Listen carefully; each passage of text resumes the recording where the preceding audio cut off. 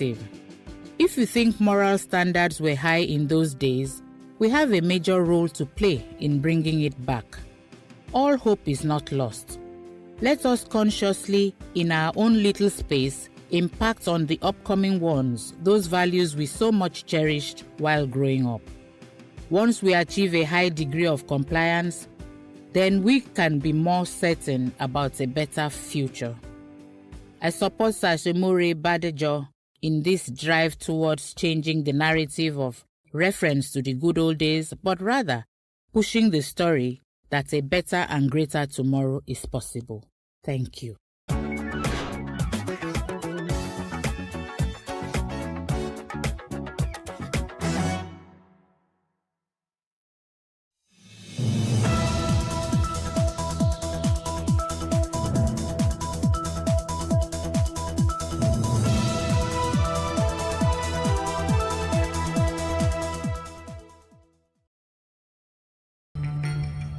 In preparation for 2023 presidential elections, the National Judicial Council has issued a new policy on political and election-related cases to courts.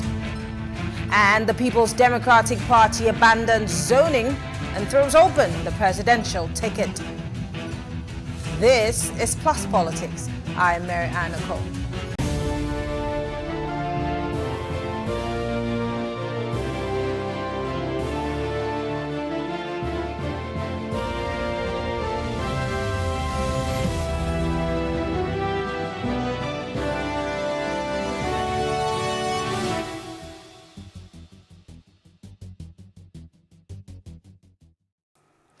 The National Judicial Council has issued a new policy direction on the handling of political and election-related cases. As such, suits begin to flood Nigerian courts ahead of the 2023 general elections. The new policy issued by the NJC's meeting gives strict rules to politicians on where they should file their political and election-related cases. Announced by the NJC's Information Director, Sojioye, the new policy also contains rules on how heads of courts and judges must handle suits that have been ruled upon by a coordinate jurisdiction. The statement said the NJC issued the new policy to prevent another wave of conflicting decisions from courts of coordinate jurisdiction. The new policy, according to the NJC, takes immediate effect. Well, joining us to discuss this is Jide Ologun. He's a legal practitioner. Thank you so much, Mr. Ologun, for joining us. Sure. Great. Let's start by looking at all the things that have happened in the judiciary, of course, with the elections over the years that has led the NJC to this position. I mean, just recently we had two conflicting court orders that made the CJN, of course, come out to say this cannot happen again. But then the question is, even though this has been put out by the NJC, how realistic, how workable is it, and will Nigerians, including the politicians, abide by it? You know, with the experiences we have had, we expect that this time around, the Judicial Council will proceed to ensure that these laws are enforced, because we cannot outrightly say that before now we don't have rules and regulations that the judges are expected to follow. And the National Judicial Council remains an executive body established by the federal government, in line with the provisions of Section 153, Nigeria Constitution 1999 as amended, to protect the judiciary of Nigeria from the whims and caprices of the executive primarily, and of course, by extension, to ensure that the judiciary functions in a way that justice is delivered to the people. And like you brilliantly mentioned earlier, we've had instances where you have cross-ex parte orders being given by courts of coordinate jurisdiction. And that is what the National Judicial Council is trying to put a stop to now. A very recent example is the fact on the new Electoral Act 2022 as amended, particularly Section 84 of Section 12, that stipulates that political appointees must resign from their offices at least 30 days before the primaries. And somebody now went to court all the way in Abia State. And a judge trying to position this new provision with the provisions of the Constitution declared it null and void, and that it should be expunged from the new amendment. And of course, that may be the position of the law, but when you clearly try to identify that who is a political appointee and who is a civil servant, the Constitution is also clear on that. But interestingly, the appellate court has ruled that that provision contravenes the fundamental human rights as we have in our Constitution, but discountenance the decision of the court in Abia State by virtue of jurisdiction and the fact that the person that went to court does not have a local standard. And we call that, what interest do you have to have gone to court? So you see a situation where we paint the picture of what we call forum shopping, going to a court where you are likely to get favor. And the National Judicial Council is rising up now to say, we will not allow it to continue. If the judiciary is entrusted with the mandate of justice, then justice should not just only be done, but clearly seem to have been done. In the words of Martin Luther King Jr., he said, injustice anywhere is a threat to justice everywhere, and that we are caught in an inescapable network of mutuality, tied in a single garment of destiny. So, and whatever affects one directly affects all indirectly. So if we allow the justice system to be derailed, definitely the impact will be felt by the society, in the health sector, in the economy, everywhere. Because what Section 15, subsection 5 of the Nigerian Constitution 1999 as amended says is that the state shall abolish corrupt practices and abuse of office. So justice must be able to stand tall in our society. Talking about justice standing tall, I mean, just like I said, in December last year, the NJC had to sanction about 3 High Court judges after issuing conflicting court decisions on political cases with the same subject matter. Now, the councils have also warned various heads of courts to put a stop to such embarrassing conducts of their judges in the various jurisdictions. But my question is, this is the season where we're going to have these suits and counter suits.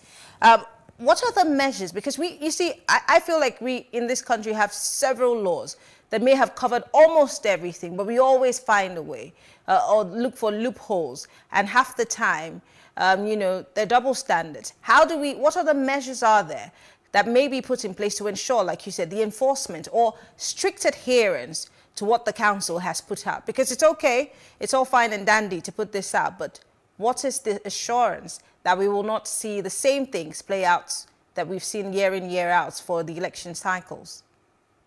Lovely question. You know, and I think I have partly answered that by saying that these rules need to be enforced by whoever is rolling them out. And brilliantly, the Judicial Council is addressing the issue of jurisdiction.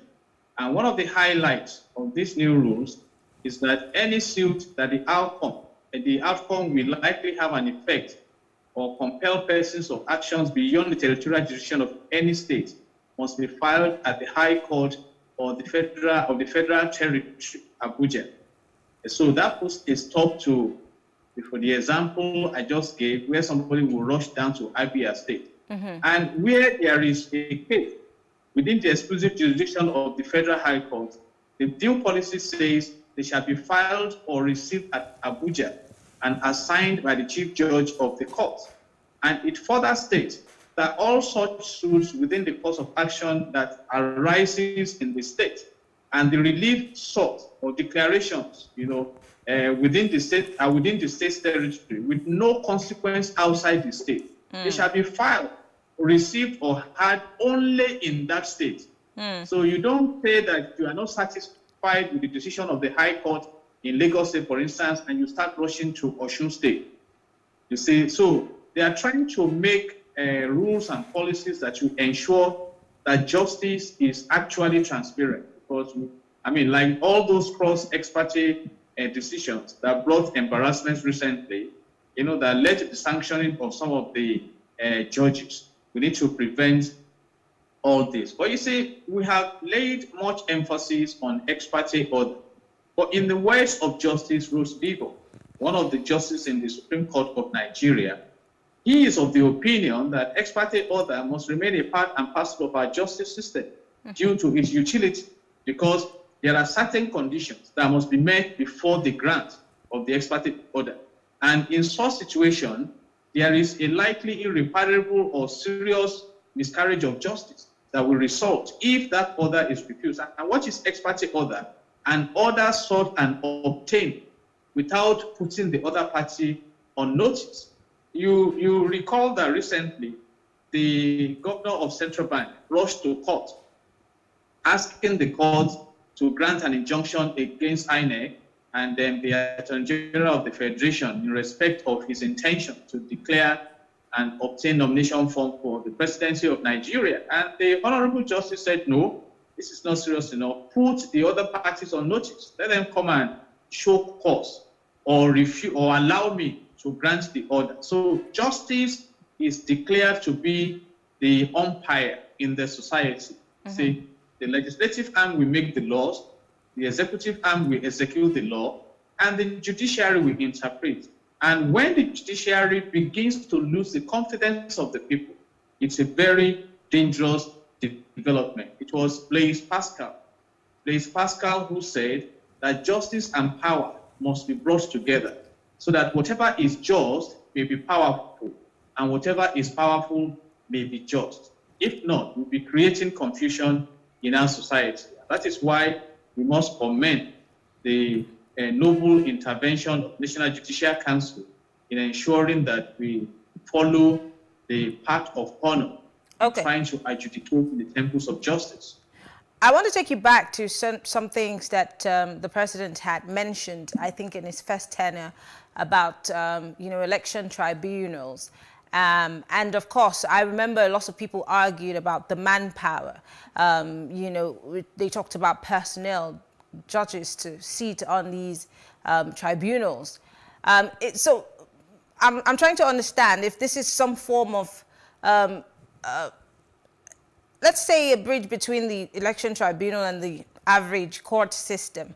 But again, if this is going to be just in Abuja and subject to states, depending on where the cases are, how fast can these processes be? Again, let's not forget that the majority of the problems that we've had, in fact, the reason why our election calendar is the way it is right now is because of the suits and the counter suits and the cases of, arising from elections. And so we now have Ekiti and Osun and we have the likes of Anambra in November of 2021. So what is the assurance, again, that this would bridge all of those gaps that have already been, created within the electoral system? Do we see fast tracking of these judgments, or is it just going to even slow it down further, being that the courts in Abuja might be saddled with more and more cases than it's ever been able to handle?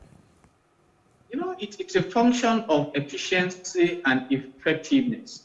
And we need to look at the macro environment. Do we have the requisite infrastructure and the superstructure to support effectiveness? And when I talk about infrastructure, you talk about the facilities. Yeah, it's fantastic.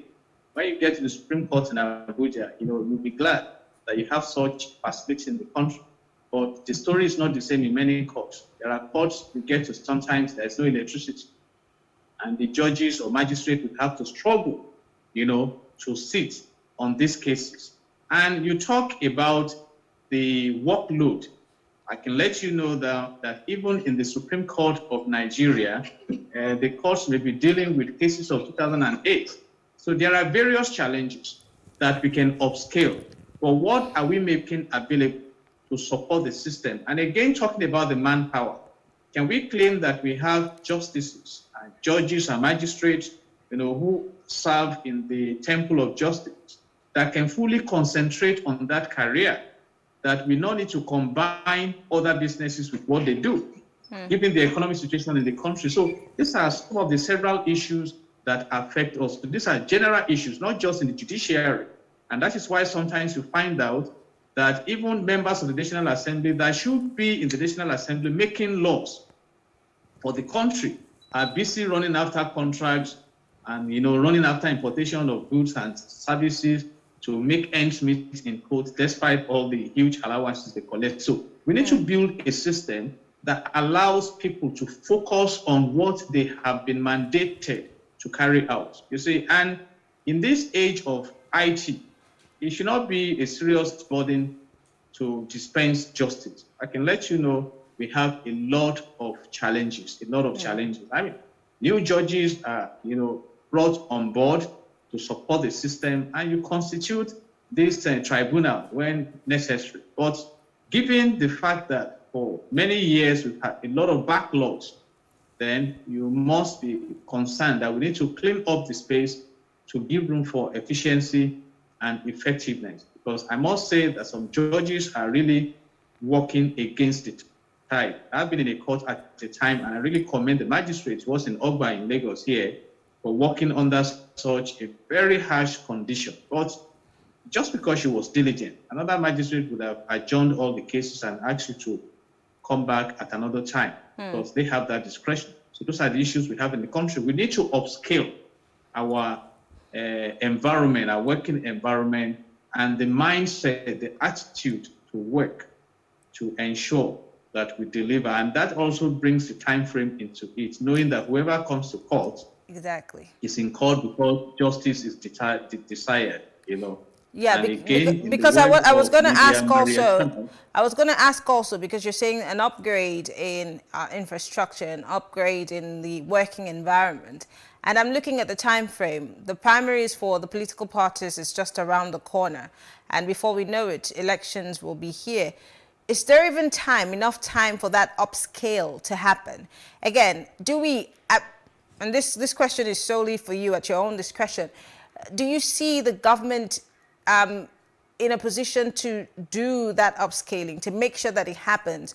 And when I'm talking about the government, I'm talking about those who have been elected, or appointed by Mr. President to oversee the judiciary.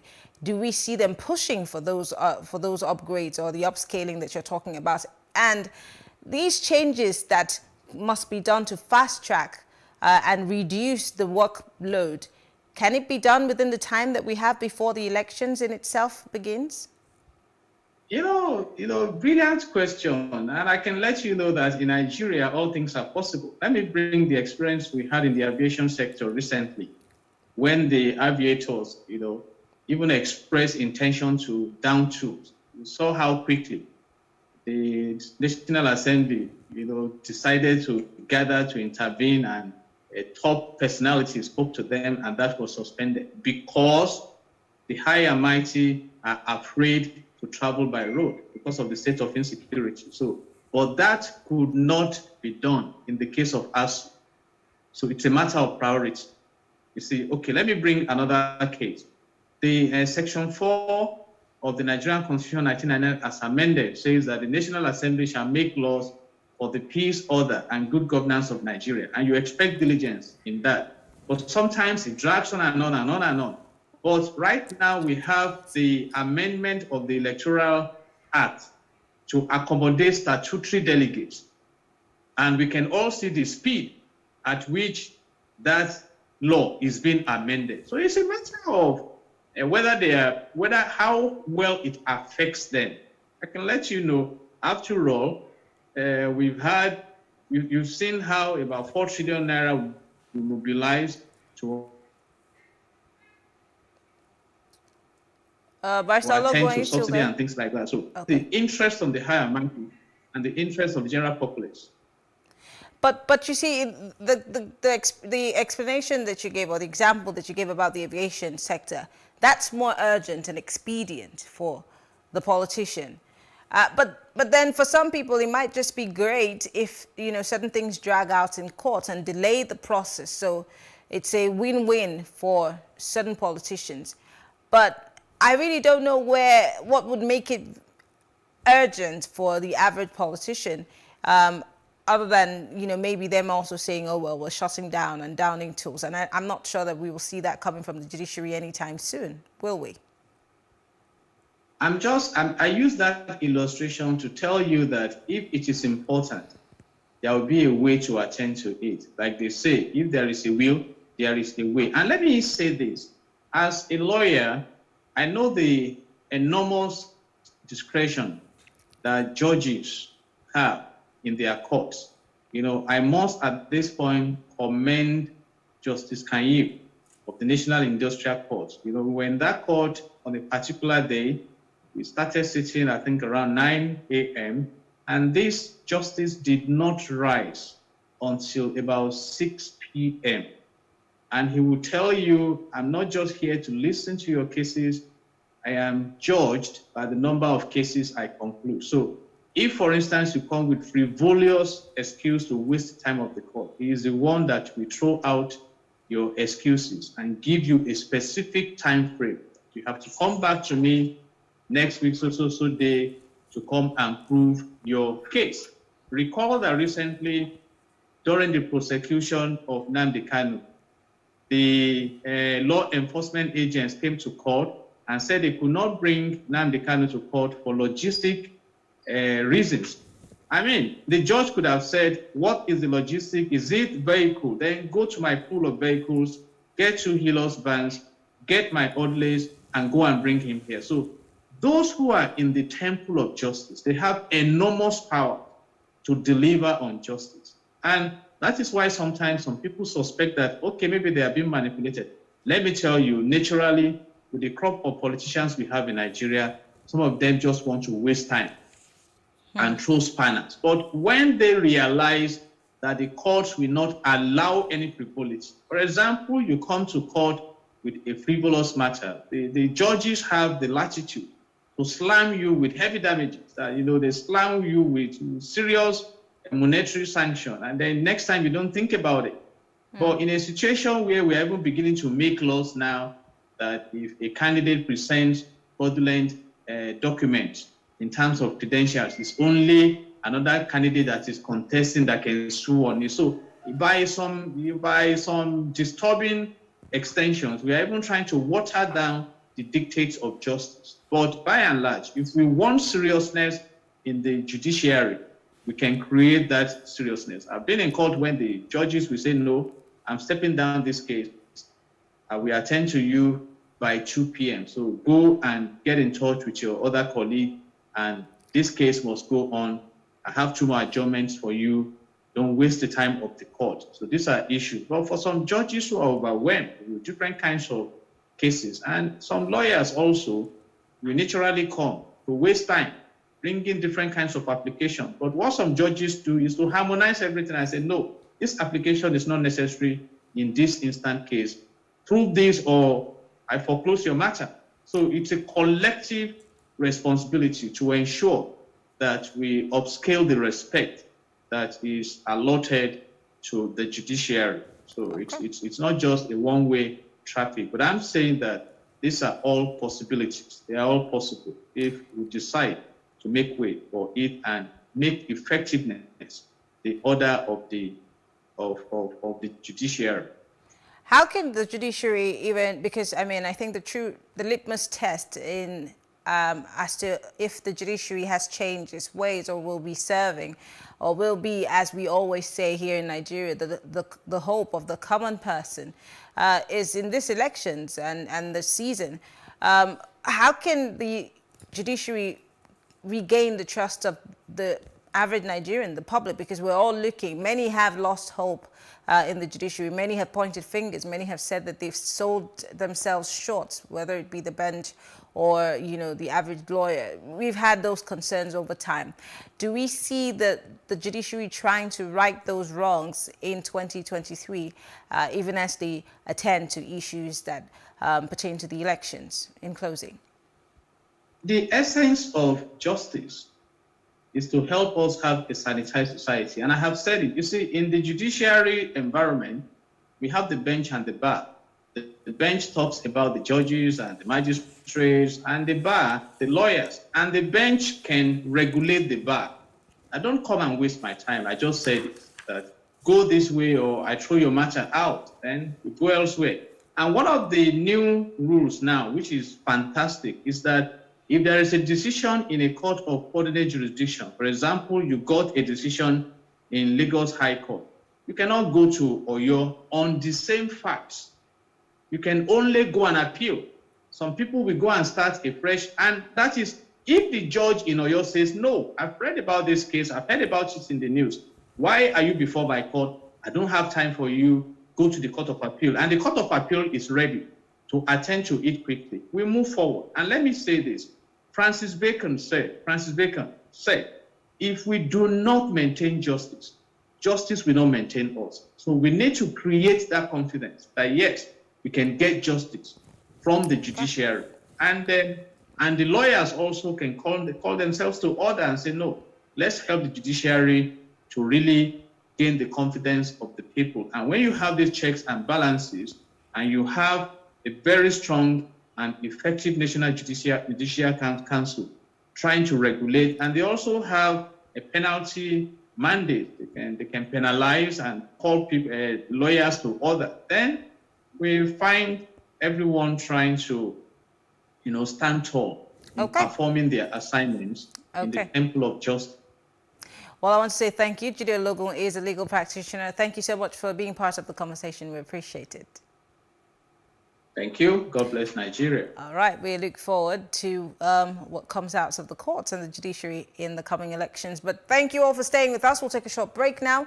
When we come back, we will be discussing the main opposition party abandoning zoning for the 2023 elections. And of course, former President Goodluck Jonathan abandoning the People's Democratic Party for the APC.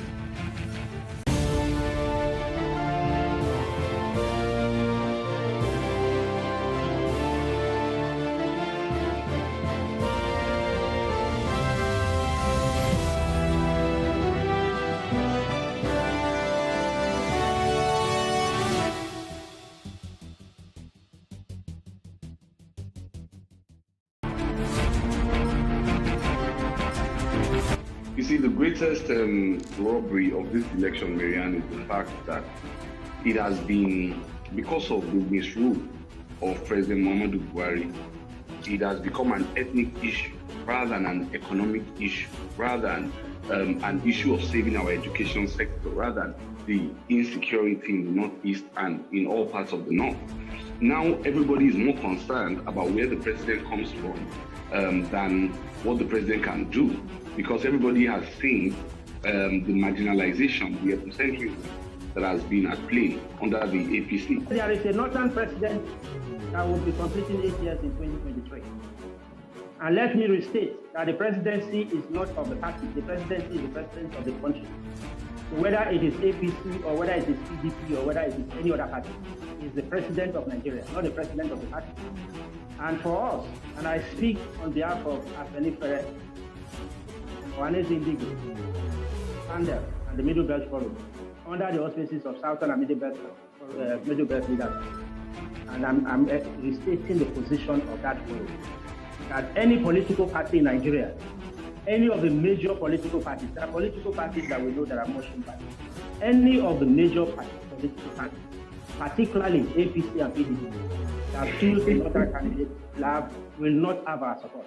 And it's a statement of fact. Journalism in Nigeria is an all-commerce affair. Why is it an all-commerce affair? It's only in journalism where you see somebody who read an engineering course or maybe a medical course, practicing as either a broadcaster or a reporter, doing stories. Somebody who probably read psychology in school, So there is the lack of, what should I say, standardization, So all of these things, pose a very serious challenge, in terms of staying on stories and following up on stories. The Southeast governors, led by the governor of Ebonyi State, has to really sit down again to redefine what they established as the Eastern Security Network. The Ebubago Security Network. Yes. The Ebubago Security Network was meant to be a regional security outfit like Amoteco. But if we watch the way the different other 3 governors or 4 governors of the Southeast have been acting or behaving, it does appear that Ebubago has only been operating in Ebonyi.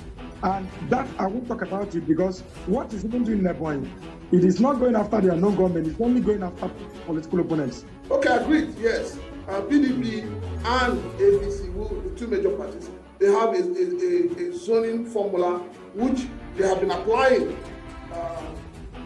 since the democratic dispensation came into play. But then, what we see playing out today is like a dysfunction of the entire system. You know, all of a sudden, everybody is saying, oh, we don't believe in zoning. We don't want to follow zoning anymore. You know, so something is, definitely wrong in the structure of these two political parties. And this is where the Igbo leaders need to go to first and resolve issues. Why is it that they're now saying they don't want to do zoning? What is the problem? So you can't tell me that, we can blame Mr. President for everything, but we can't be blaming Mr. President when the political parties themselves are not doing the right thing. I don't know about pushing it to the southeast because obviously those in the south, in the southwest, under the platform of the APC do not have any obligation to the PDP. So I think it's only a natural thing for them to want to, insist that the president, if a president can emerge from the southwest, should emerge from the southwest. But I think what is now happening is that there are even insinuations that even the that has zoned the presidency to the southwest is beginning to think twice about it.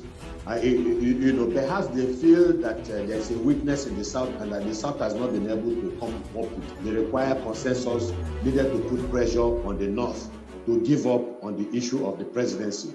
But they will be making a terrible mistake if they think that after 8 years under the president, that the North can remain in power for another 8 years. That will be chaos, and that's why people are warning.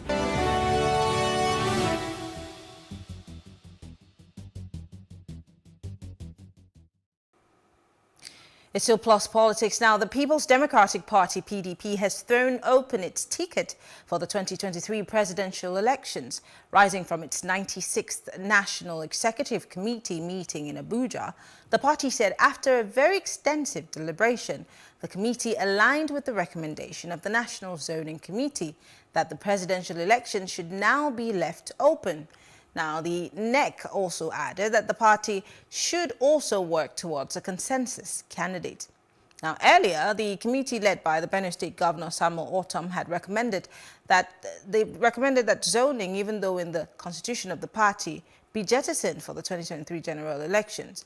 Well, joining us to discuss this is Ken Robinson. He is the National Publicity Secretary of PANDEF, and we're also being joined by a political analyst, Dickin Bassi Okon. Thank you very much, gentlemen, for joining us.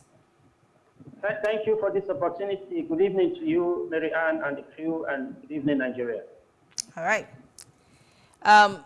Well, I'll start with you, Mr. Robinson, because PANDEF has released a statement as a result of the PDP's position on zoning. I know that before now, you and I have had a conversation as to what PANDEF, the Middle Belt Forum, and other, groups have made, about the issue of zoning, not just for the PDP, but all political parties. I remember the last one was about the fact that these groups were not going to support any political party that was not picking a candidate from the South. But here we are, the PDP is saying, come one, come all. What is the position of PANDEF on this particular matter, now that the die is cast? It's quite unfortunate, and as we contained in the statement issued by PANDEF, and we are speaking in tandem with the African Referral Group, the Middle Belt leaders, and of course, Ohanese Indigo. Recall that earlier we had issued a statement after the Otum's committee submitted this report. We issued a strong statement. Leaders of these regions issued a strong statement, including Chief Ike Clark, Chief Ayo Adebanjo, and of course Professor Obi Ozora and Dr. Upogu Britus. We issued a strong statement condemning the recommendations of the Otum committee, and it was understood from information we got that the NEC was going to completely adopt that recommendation. Because months back, there have been feelers, and of course, recall that Governor of Bashu State, Governor Bala Mohammed, had also recommended something similar earlier in 2001. So it is unfortunate and it's a shame that a party that is built on the principles of equity, fairness, and justice, and whose constitution clearly commits itself to the policy of rotation and zoning in the pursuance of... Mr. Robinson, are you still there? Mr. Robinson? Yes, I'm with you. Okay, we lost you for a second. All right, let me look at what the party chairman had said a few weeks ago. He talked about the fact that the People's Democratic Party would maintain its zoning policy. He said, and I quote, "The PDP has a history of rotating our offices. Anybody who doesn't get it this time should wait after the tenure of whoever will be the next president." But of course, everything has turned and taken a U-turn. This is, like I said in the opening, the governor of Benue State, Governor Autumn, was the first to recommend, apparently, the jettisoning of, zoning in the PDP. What do you think the chances are, or why do you think the PDP has decided to take this route? Being that, again, at some point, the former Senate President, Bukola Saraki, had suggested that the PDP might have to go with a consensus candidate. But if the South is as strong as it should be within the People's Democratic Party and the ticket is being thrown open, shouldn't the South be pushing or pulling its weight to make sure that somebody from their camp, wields that flag at the end of the day? Other than just saying that, if you don't support us, then we don't support you. Mary, Nigeria is a great country with full of great men and women. No individual should take the country, take Nigerians for granted. What the PDP is doing, the leadership of Professor Ayu, Senator Ayu, from inception till date, a script was handed over to them and they're playing out that script. It is clear who the target is. Who do you think? Who gave the script? And I mean, I'd like to know who you think gave the script that you think they're playing. I have just told you what the Bola Mohammed Committee did in 2021, and as far back as December 2021, we have very strong information that this was the direction they were going to go, and we know the persons involved. And so we have issued a strong statement saying that with this decision that the PDP has done, jettison zoning in favor of whatever they call it, merit or whatever. And we have said that merit, everybody, there is no section in Nigeria that is in want of men of character and integrity that are capable to become president of Nigeria. So the PDP, as it were, has simply dug its own grave. And the insinuations that the PDP needs someone from the north, a northern presidential candidate to win election, is fallacious because the PDP has won election with Olusegun Obasanjo and Dr. Goodluck Ebele Jonathan. These men are not Northerners. They are from southern Nigeria, and they won against Northerners in various elections in 1999, 2003, and 2011. So the contemplation that it is only a northern candidate that can give the PDP victory is misplaced and is just a hallucination. And we are saying that the PDP has dug its grave, and we will mobilize our people with our interest groups across Nigeria, patriotic Nigerians and well-meaning Nigerians. And we are expecting that the All Progressive Congress will take advantage of this callous indiscretion by the PDP to field the candidates of Southern extraction and sustain their legacy as it were, or demonstrate to Nigerians that they are a truly patriotic nationalistic party that is committed to the unity, peace, and progress of Nigeria. Okay. Let me go to you, Dikin Bashokon. What's your position on the route that the PDP has decided to take on the presidential ticket, throwing it open for all who are interested?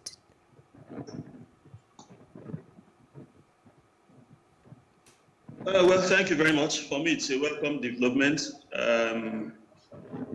The more urgent thing this season in the next elections is to afford Nigerians the opportunity of having a new party in government. That is a more urgent need because presently we are in dire straits as a nation, as a people.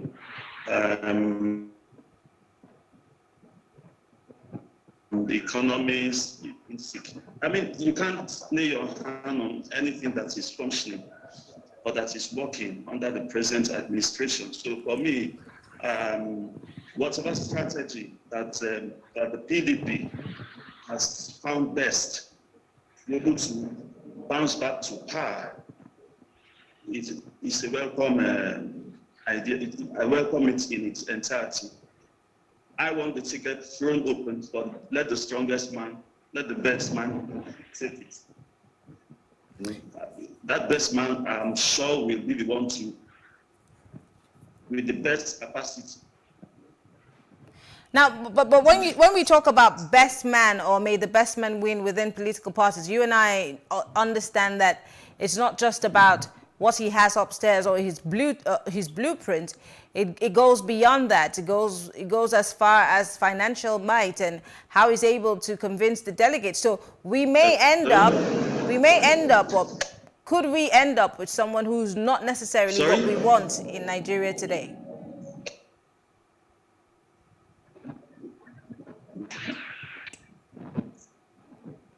Mr. Kong, can you hear me? Because I think we have some connection issues with you. I think that's well at all. Okay, I'm going to ask the question again. You talked about the best man winning, and I'm saying when we're talking about inter-party politics and whatever route it might go, whether it's direct or indirect primaries, and if it's a delegate issue, it comes down to who wields the more financial power and who's able to get more delegates. But then does that boil down to the best man? And when we're talking about the best, we're saying someone who can really steer the ship of this country in the right direction. So really, should we be doing that? Yes, it should throw up the best man, whether direct or indirect. I believe that the delegates are Nigerians. What I feel is what they feel. What you feel is also what they feel as far as the situation in this country is concerned. So I believe strongly that the delegates of the PDP, they will be out to pick the man that will be able to give us a new country, so to speak. Within 100 days, we should see a trajectory of victory for the people, of success. We should be able to have success stories within 100 days, of the next man that will sit on that on the position of the president. So let's not look at the process or the processes that will meet. But the processes do matter. Don't the processes matter? Because we see it happen, and it's not just in the PDP, it's the Nigerian way of politicking. The deepest pockets, and the man who's able to get more delegates might end up being the flag bearer. But does that boil down to him being capable of doing the job? That's my question. I'm asking it again. Processes are important. They matter so much. But my conviction is that because we are in dire straits and we are all feeling this, the bad economy, the problem of insecurity, collapsed education system, dwindling value of the naira, we are all in this boat together as a people. Delegates are Nigerians. They are our brothers and our sisters. They will do their best to ensure that the person who is best prepared, the best of the season, actually gets the ticket. I just want to take I want to take your mind back. I'm so sorry to speak over you. I will let you speak, but I want to take your minds back to 2015. The pros and cons of the... I'm sorry, Mr. Koning, can you hear me? I want to take your mind back to 2015. Nigerians were right exactly where we are today, in dire straits. We wanted anybody else but the president that we had. And here we are in 2022. Same situation, maybe even worse. And we're also saying, oh, and you are actually saying, we're in dire straits, so we need somebody to save us. So must we make the same mistakes? Because it's sounding like it, it's looking like it, it's barking like it, and I'm really wondering if we're about to make that same mistake. Anybody else but who we have sitting in that position.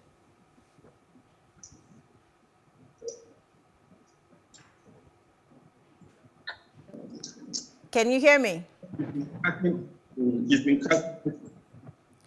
Oh, I think that we're having connection problems with you. I'm going to throw the same question back to Mr. Robinson. Mr. Robinson, can you hear me? Would you be able to attempt that question? Because I don't think we can hear Mr. Okon. I won't try to attempt that question because the issue for us in Pandef and the southern Nigeria is about not particularly who becomes the next president. The next president should come from southern Nigeria. Let us restate the fact that the presidency of Nigeria is not the presidency of the party. And therefore, President Muhammadu Buhari would have spent 8 statutory years in office by 2023. So the next president of Nigeria should come from southern Nigeria. That's the point we're making. Regarding the comments that were made by Mr. Okon concerning the best person and new country, we cannot have a new country based on inconsistency and dishonesty. We cannot have a new country where people don't respect protocols and arrangements that have sustained the oneness of this country.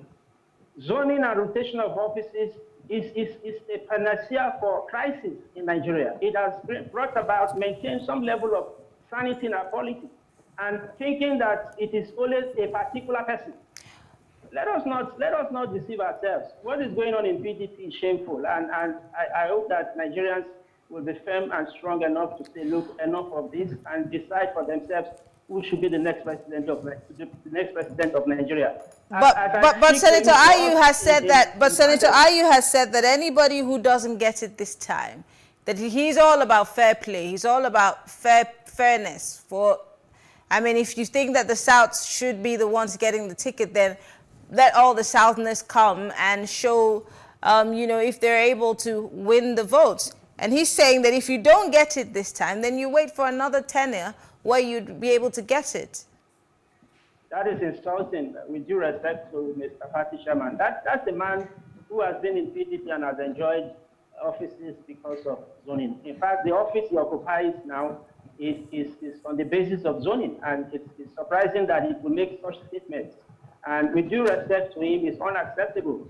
When we had 12 Northern aspirants in 2018, did anybody tell anybody to wait till 2023?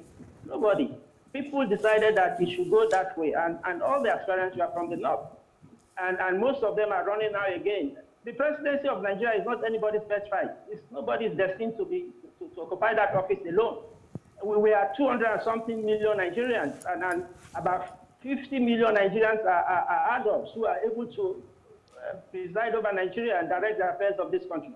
So it's not anybody's best right, and nobody should arrogate himself the right to be president and continue to violate callously and carelessly violate rules and protocols that have been established in the interest of Nigeria. So we will continue to insist that the presidency of Nigeria must rotate to southern Nigeria, and we are using this opportunity again, advise the APC to take advantage of this callous indiscretion by the PDP and demonstrate to Nigerians that it respects and it is committed to equity, fairness, and justice by ensuring that a southerner emerges as the party's presidential candidate for the 2023 elections. I think the case that, and I'm not in any way speaking on behalf of the People's Democratic Party or Senator Ayu in the first instance, but he keeps making a case, saying that all they're interested in right now is to save Nigeria, to take the country from the opposition. And he has added that the party will be at liberty to rotate the party ticket as it wishes after it returns to power. In other words, they will be honoring the zoning formula after 2023. Does that give you any form of... How can you save Nigeria on inconsistency? I ask again, how can you save Nigeria when you're trying to shift the goalposts in the middle of the game? That's what PDP is doing. There is a zoning arrangement. The presidency of Nigeria is the presidency of Nigeria. President Muhammadu Buhari comes from a certain part of the country.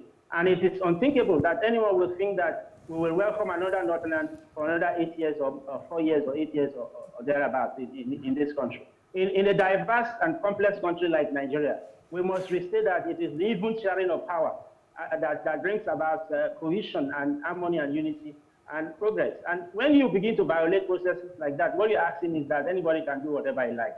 And it's not good for Nigeria. I'll ask a quick question before I go back to Mr. Basiokon.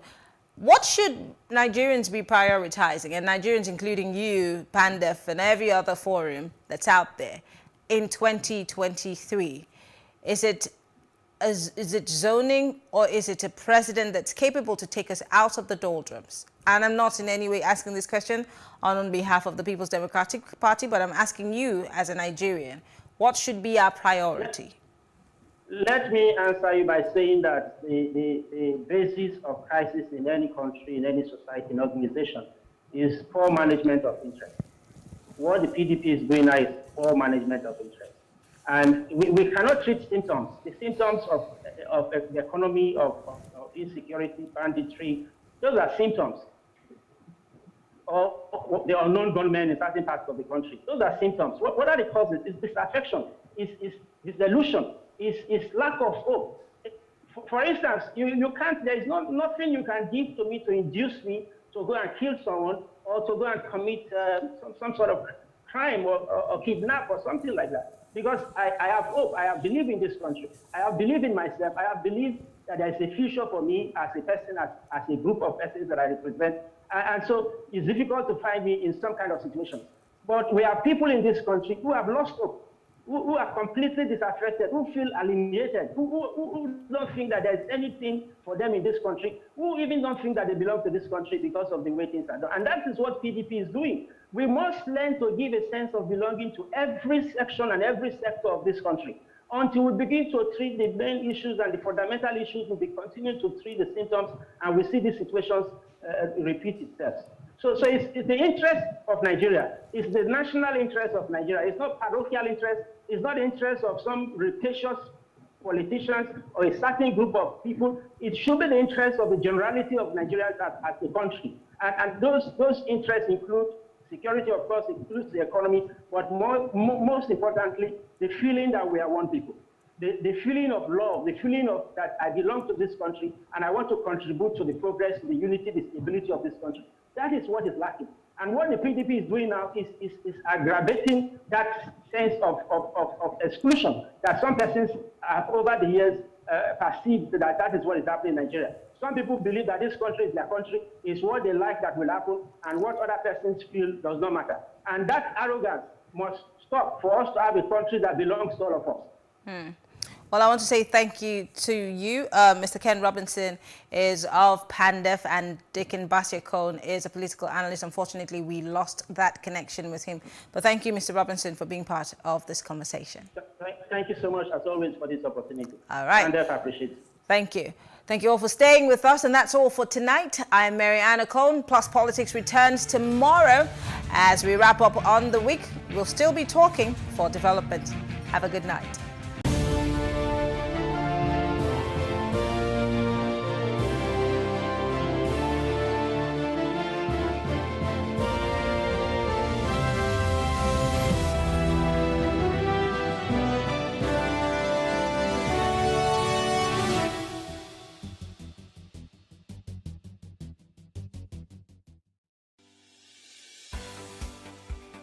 Businesses in Africa can be very challenging. In Nigeria, it is particularly intimidating, and successful builders have learned how to navigate a hostile environment to unlock opportunities. But one major challenge businesses face is how to filter through the noise and identify where their ideal customers exist. Get insight and practical steps from industry players and captains of industries. Here are success stories to help you make informed decisions as you scale your business in Nigeria. Watch Business Insights at this time on PlusTvAfrica. Nigeria, by extension, Africa, is faced with a lot of challenges. The growing youth population with little engagement, that is a ticking time bomb. We are a blessed people with diverse culture and highly cerebral minds who have a lot to say. And yes, we are talking. It is important we drive the right conversation that informs, inspires, influences thoughts and action. If we say there's beauty in our diversity, then let us embrace our diverse culture. We must continue to courageously be the voice of transformation as we are the hope for the future. Yesterday's conversations shape today. What are you saying to shape your tomorrow? We know you have a lot to say, and we are here to hear you.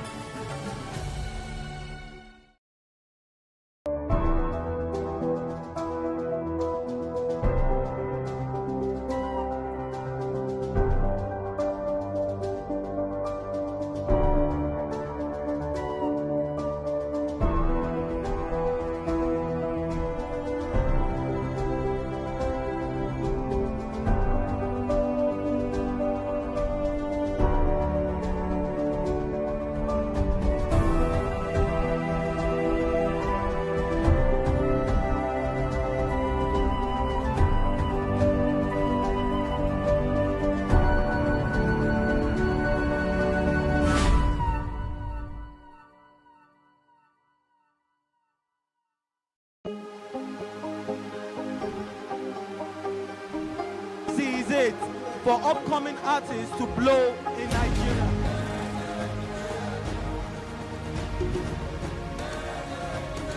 Welcome to Plus Trending. I am Bookie November, your host, saying thank you for joining us on today's episode. Welcome back. It's tea time on PlusTvAfrica. Practice makes perfect. I'm not perfect yet, but I'm a lot better than I used to be. He's a king. He's entitled to marry 100 if he wants to.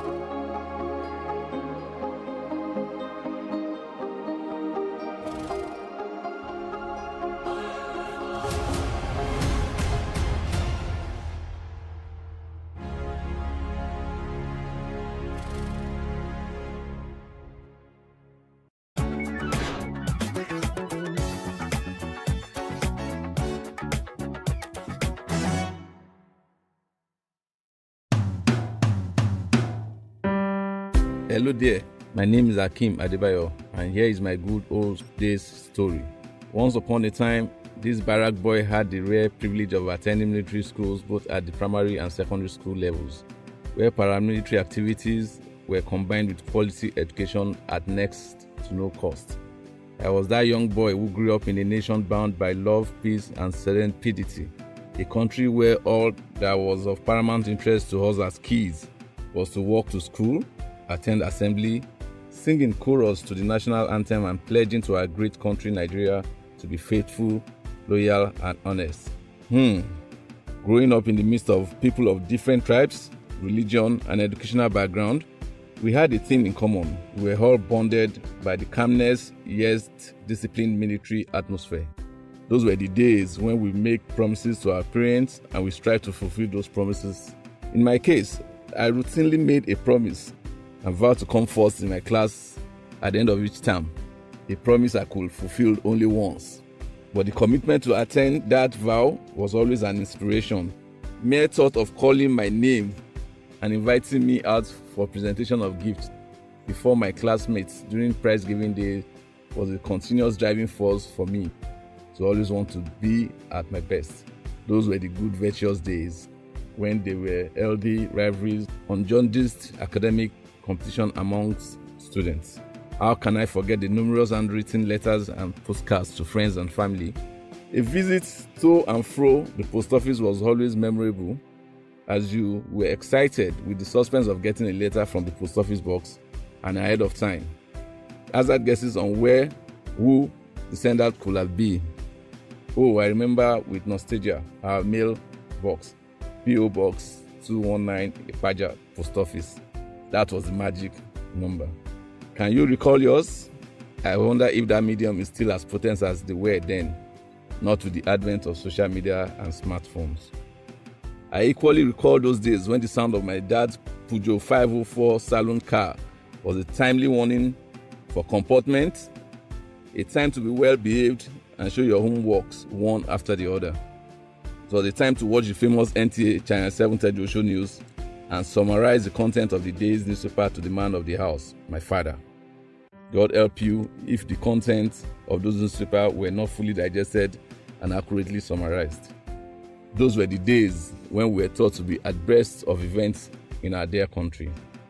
To what extent can we say today our children are very current on happenings in our country? I ask.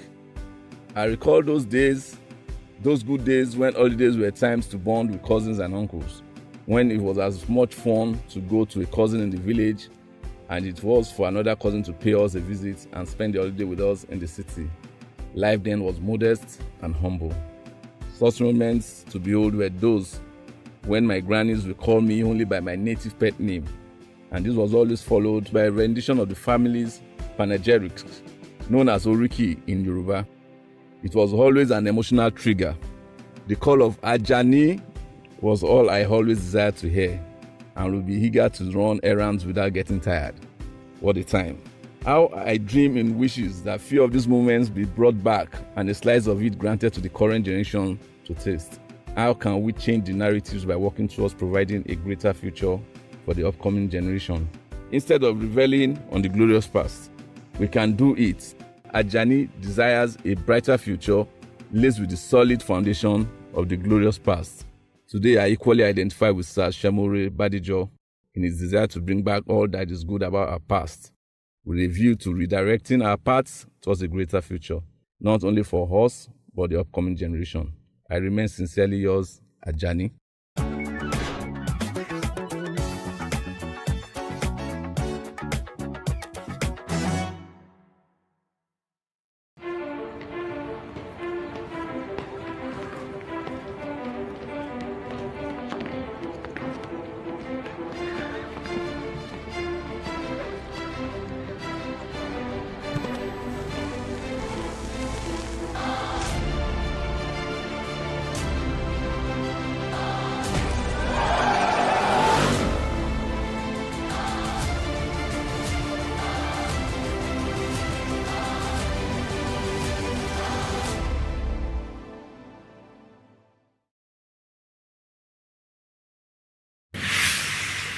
So what are the top decisions that the United States considers necessary that Nigeria must take?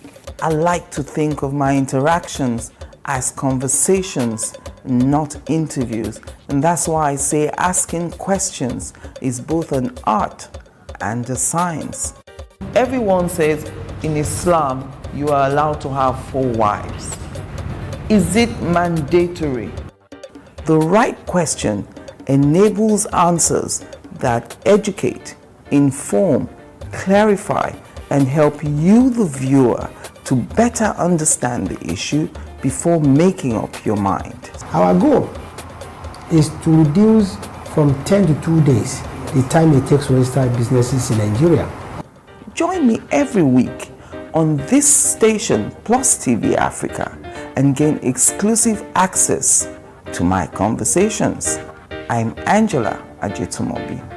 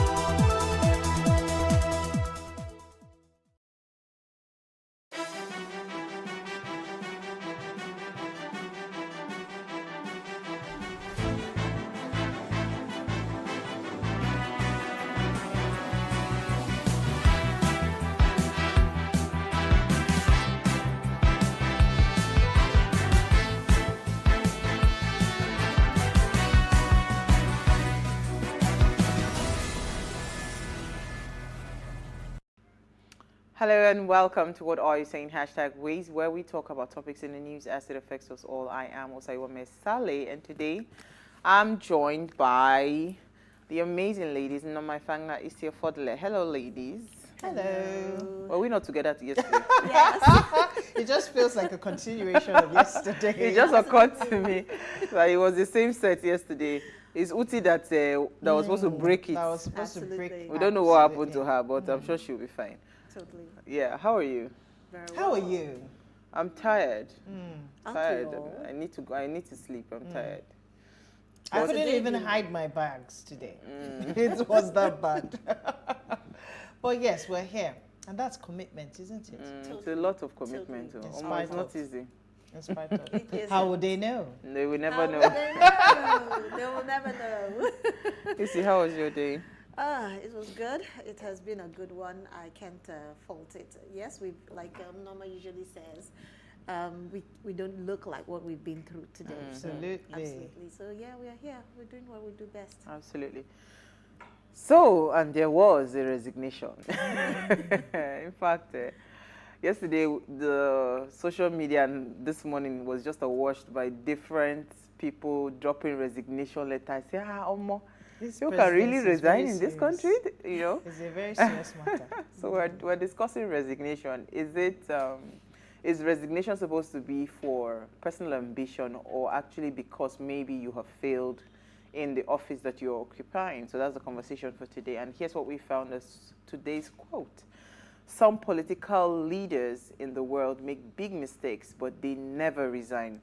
Some make a small mistake, but they immediately resign. What makes a political leader to resign or not to resign has something to do with having an honor or not. Those who have honor always choose to the honorable way, and that is resignation. So according to the Vanguard, the president had, as at yesterday, at yesterday's Federal Executive Council meeting, that's a FEC meeting, ordered every member of the council who had ambition to contest elective offices in 2023 general election to resign on or before the 16th of May 2022. And then, since then, we've seen a flood of resignation from the affected parties. So it's our ladies' night out, and Norma, Isi, and I will be discussing government officials, and we're asking this question: should resignation be about ambitions or about performance? And when we open our phone lines, we really love to hear your thoughts on this. But first, let's take a break to see what we found in the news.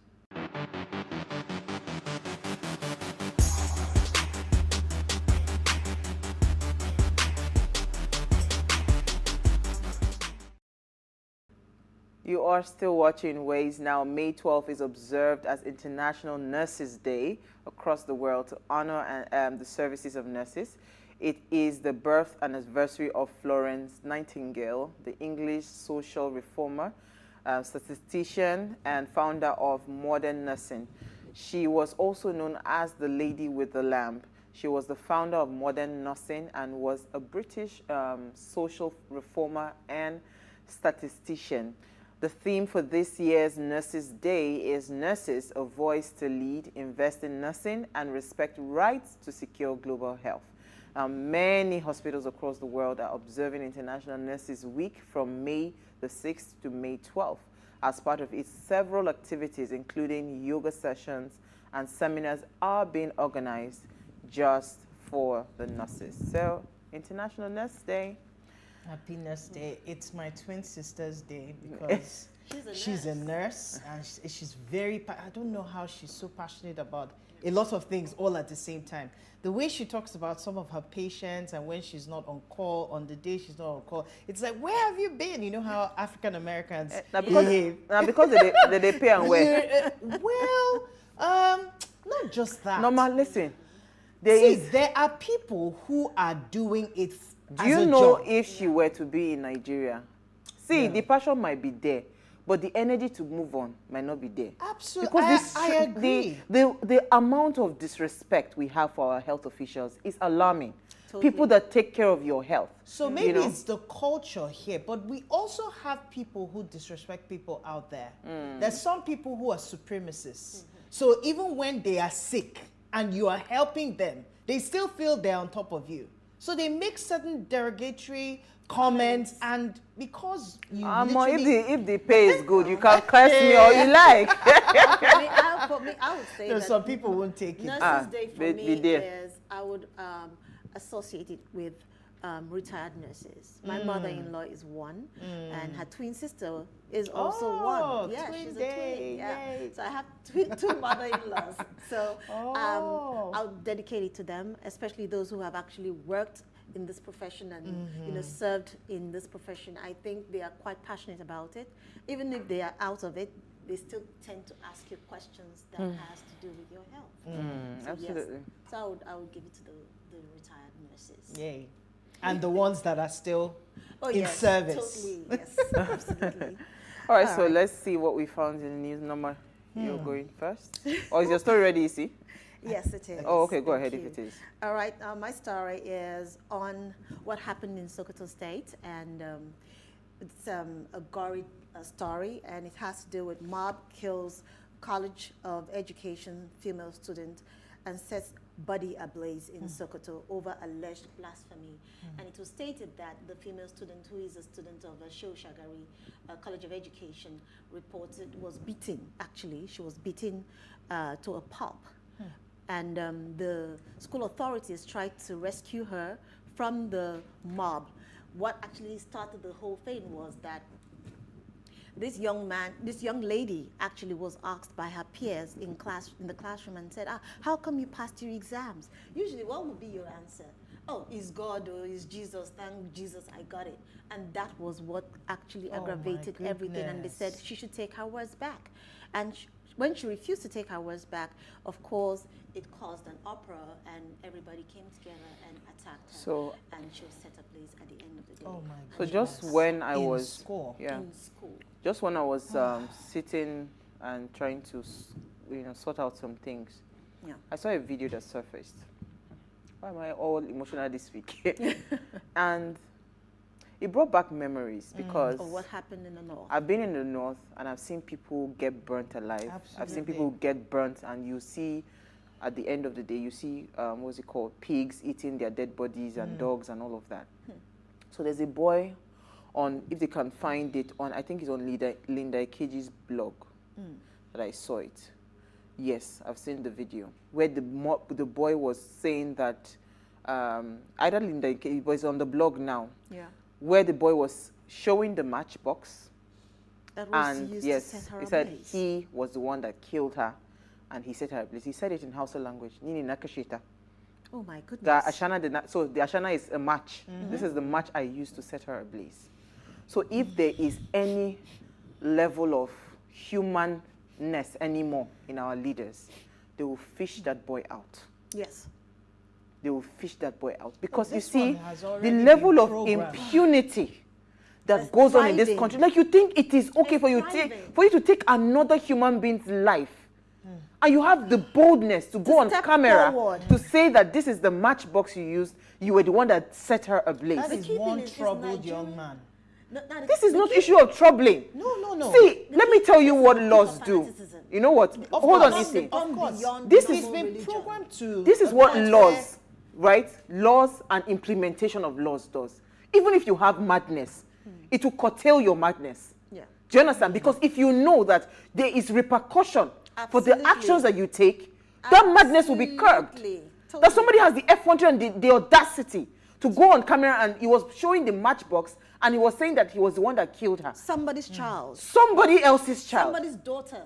A citizen of your country. Oh. He was probably made to believe that he was fighting a good cause. You see, that's where the mindset still comes into play. How are they thinking? And it's supposed to be an educational institution where they are supposed to have a mindset. A lot of people go through school, but the school doesn't go through them. Yes, I agree with you. And we also should look at this from another perspective. Isn't Nigeria supposed to be a secular state? Oh, well, so that's it's not even an issue of sex. So this is a clear example of what we're talking about, failure. Somebody the should system has obviously failed. Somebody Because should for say, things no, acts like this to be performed and nothing has been, it hasn't raised eyebrows enough for an investigation to begin concerning immediately, then it's obvious if the government that our cannot system find that has boy, failed. arrest that boy, and charge him for murder, then I know that we are not in a country and we do not have a government. It's as simple as that. No matter your story. Well, my story, just to cool things down a little bit, astronomers revealed the first image of black hole at Milky Way Center. So I went all the way to space at this point because I couldn't even find something that was something worthy to talk about. But today it's interesting that an international team of astronomers unveiled the first image of a supermassive black hole at the center of our own Milky Way galaxy, a cosmic body known as Sagittarius A star.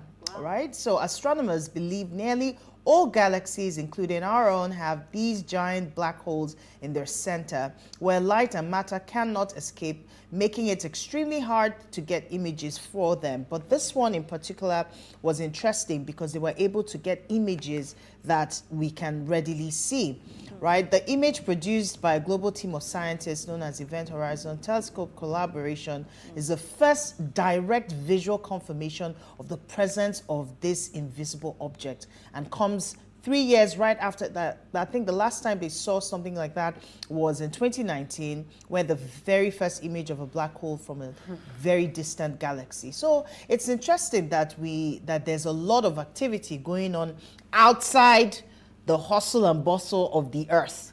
And this black hole is, thankfully, it's not close enough because I hear that the gravity, the force around it can literally suck in every single thing within the orbit. So we're thankful that it's far.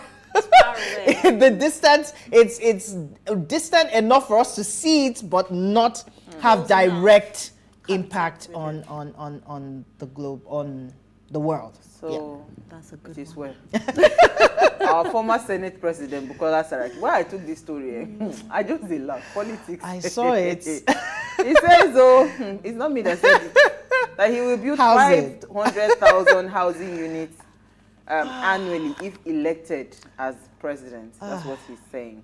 He says, I will deliver 500,000 affordable housing units annually. I will create a viable platform to protect the African continent. I will be president for all because I represent the Nigerian identity. I will be the bridge between the North, South, Muslims and Christians. That's what he said.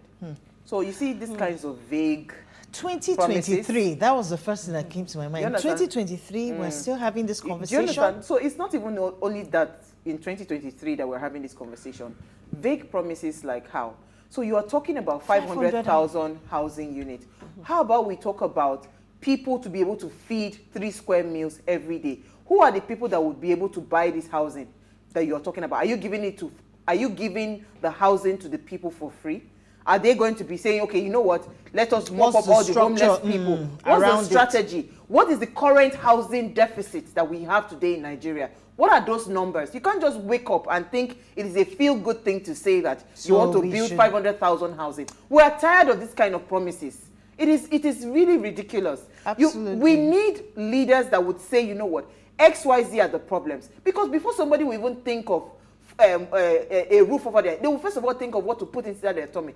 It is whoever that is alive that can stay inside the house. Absolutely. Right? So what are the current challenges that Nigeria is facing, and how do we mitigate or how do we bridge that gap? That's the kind of conversation we're having. Don't come with this kind of promises because this is already dead on arrival.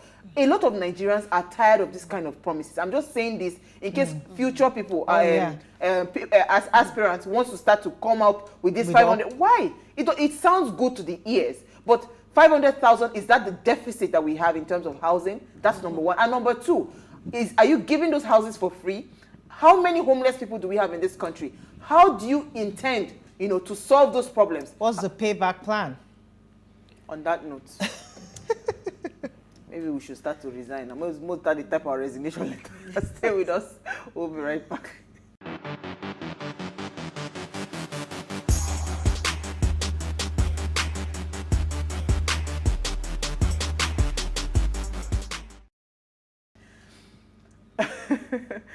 Thanks for staying with us now. Minister for Transportation, Rotimi Amechi. I think the Minister for Niger Delta, Godswill Akpabio. Labor and Employment, Christine Ngige. Science, Technology and Innovation, Ogbonnaya Onu. Minister for Education, Emeka Nwajuaba. Justice Minister, Attorney General of the Federation, Abubakar Malami, are some of the cabinet members that were affected when the president ordered all members of his cabinet and appointees aspiring for electoral offices to resign on or before Monday, the 16th of May, 2022. Others include the Minister of State, Mines and Steel, Uche Oga, who is running for governorship position in Abia State, and the Minister of Women Affairs, Pauline Talen, who declared her ambition to contest for the senatorial seat in Plateau State, right? So Victor Tamhemba, Acting Director, Executive Director of Raising New Voices, said, being in government and pursuing political ambition has a negative influence on governance. He said governance and performance will ultimately suffer as the ministers are busy roving the country, consulting and seeking support for their aspirations while the primary responsibilities are neglected. This is similar to what elected officials do when they are seeking re-election. At that point, there is the negligence of duty and responsibility as a result of governance. Governance suffers, he added. Now, we are asking a not so obvious question regarding the reason for resignation from political office. And tonight we're asking if resignation of the government officials should be about their ambitions or it should be about their performance. That's the question for tonight. Please, let's hear what you have to say. Remember, you can join the conversation. Send us an SMS or WhatsApp to 081-803-84663. You can also tweet at us at WaysHowAfrica on the hashtag WaysShow. So, this is a very interesting conversation. Because, you know how we always say that in Nigeria, you can never find anybody that will say, you know what, I'm done. Can I even count how many people have resigned to say, you know what, I don't think non-performance. I'm not interested in this. This is all, no, it's not working for me. This is not what I signed for. This is not what I bargained for. It's not working. I'm not going to hit my targets. You know what, because of that, I just tender my resignation. Absolutely. We don't really hear that. But what we hear often is that we say, I wasn't given the chance to execute my duties, but you stay there. You did not say, oh, let me resign and go. Then all of a sudden now, everybody is running for president. Everybody's seeking electoral positions. And it's not commonplace. You just open the news, you see this person resign, this person resign, this person resign. So it just got me thinking that shouldn't resignation, right? Even the president ordering a resignation because they are pursuing. So are you saying that governance is not as important as political ambition? That it is okay for you to put an ultimatum to say resign because you're running for an office, but people that have failed, especially Minister for Education, let me just single that one out. That has failed woefully because we can see what the educational state is like in Nigeria. Absolutely. Do you understand? We have seen those kind of failures. So it was not okay for you to say, you know what, you're not doing your job, resign. But because you are running for a political office, then resign. I'm perplexed. Let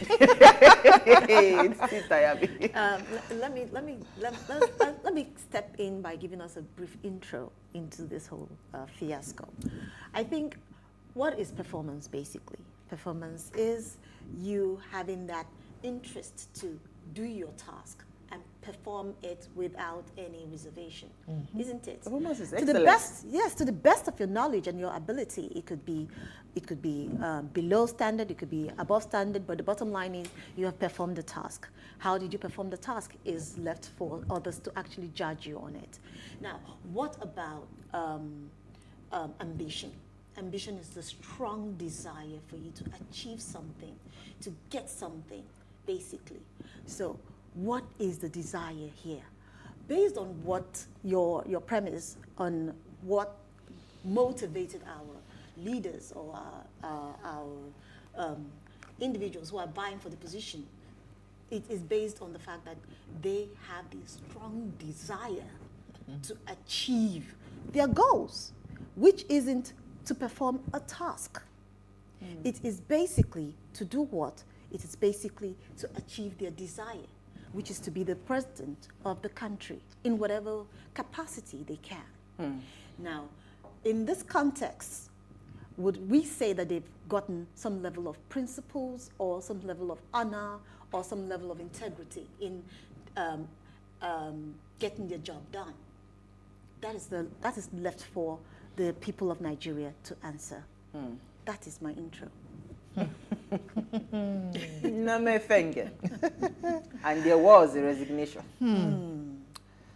I'm thinking, and you know, when I saw that, I'm asking myself, what is the motive?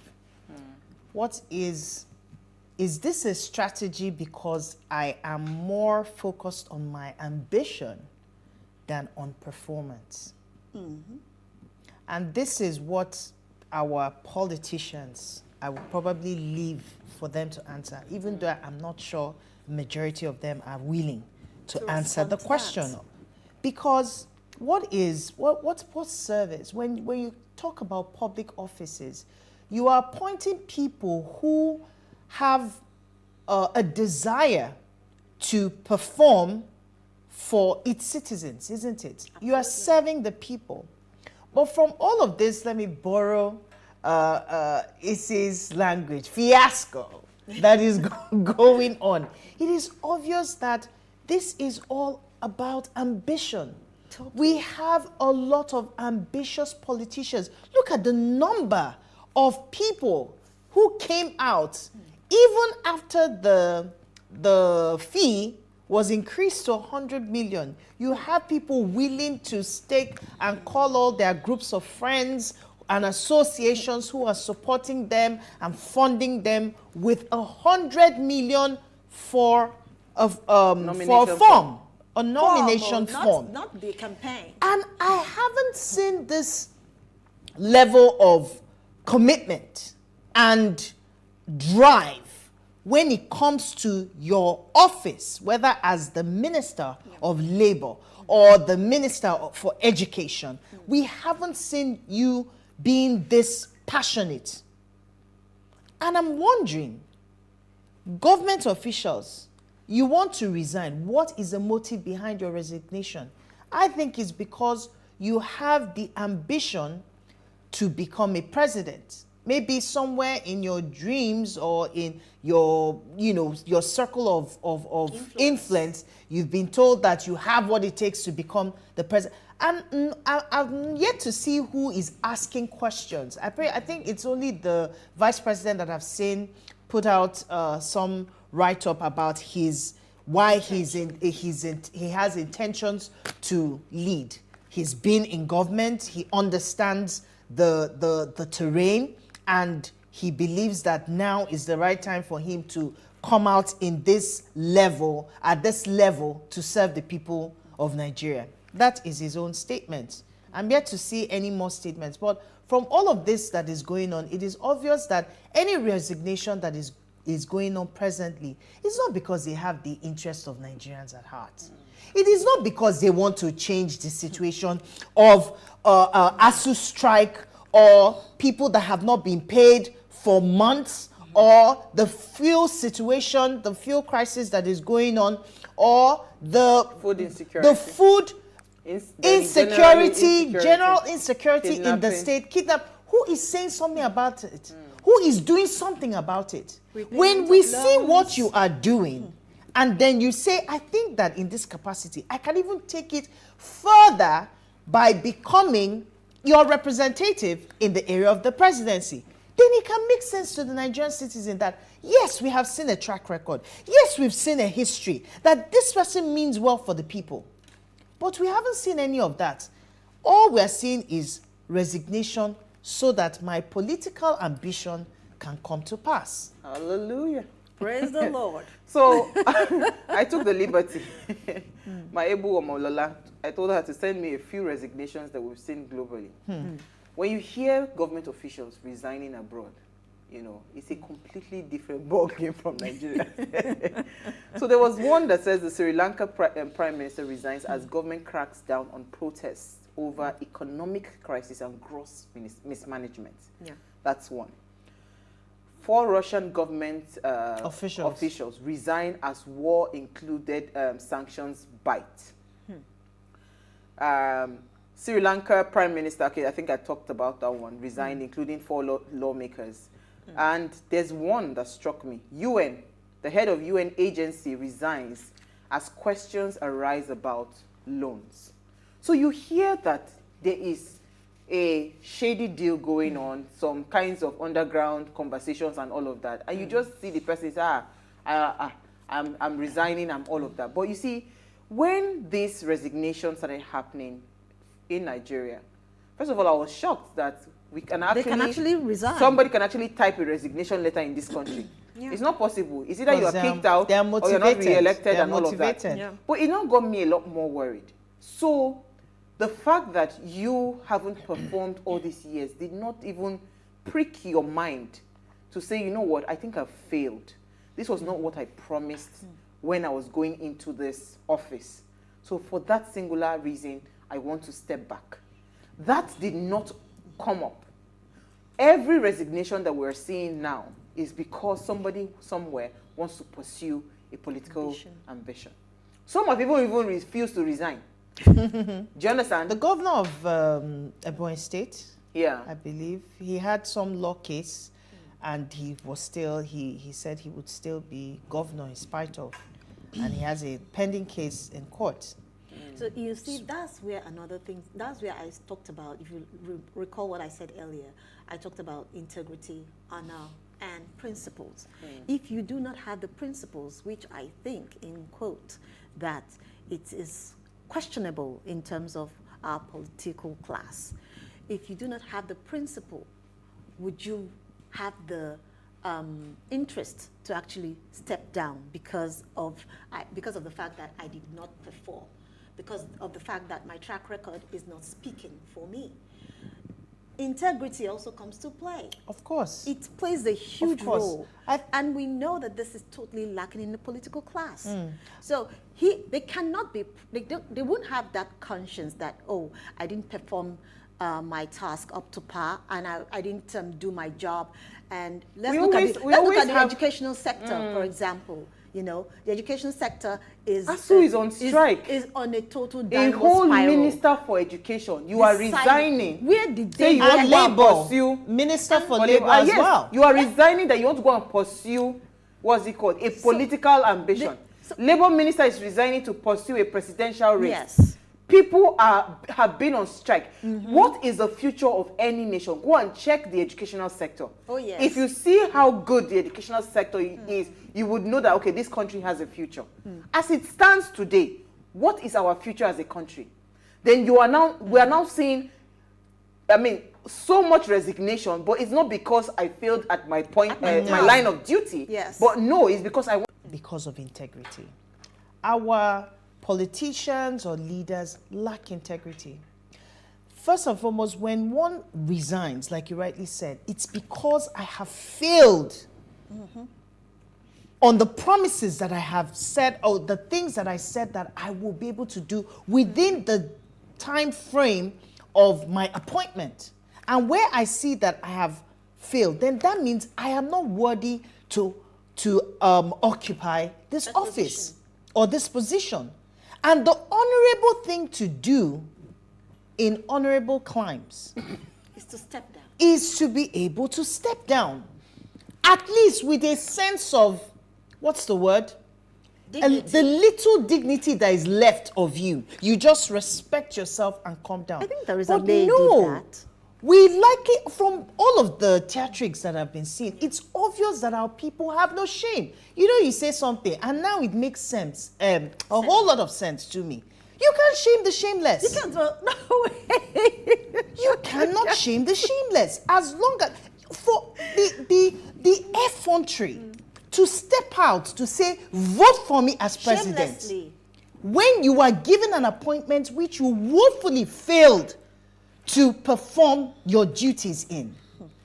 How would you expect? And I mean, it just some still would ties argue back. that they have performed. In their minds. Is it not the people that will give you that feedback? How do you give yourself feedback that I have done well? Feedback as a Toastmaster.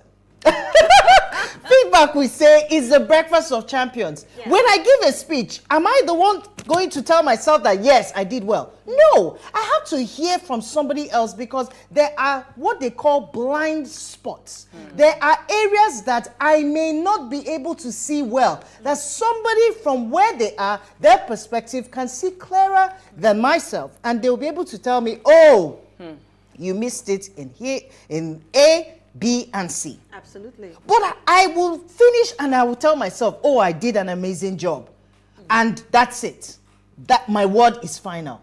Then how can we make progress when we cannot? I mean, at this point, I even want to applaud to an extent when Governor Fashola there was this panel that he used to have where even children, people would ask questions.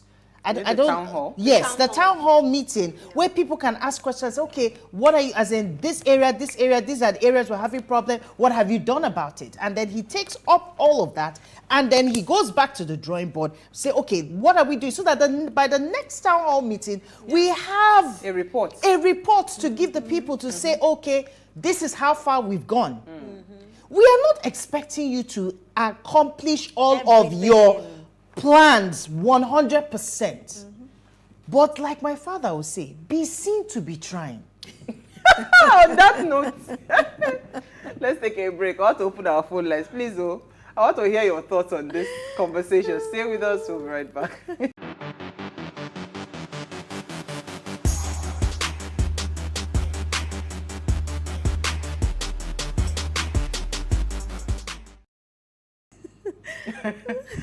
All right, so if you just tune in, it's our ladies' night out. It should be seen to be tried. And we are discussing government officials. So, should resignation be about ambitions or performance? And please, let's hear what you have to say. Remember, you can join the conversation.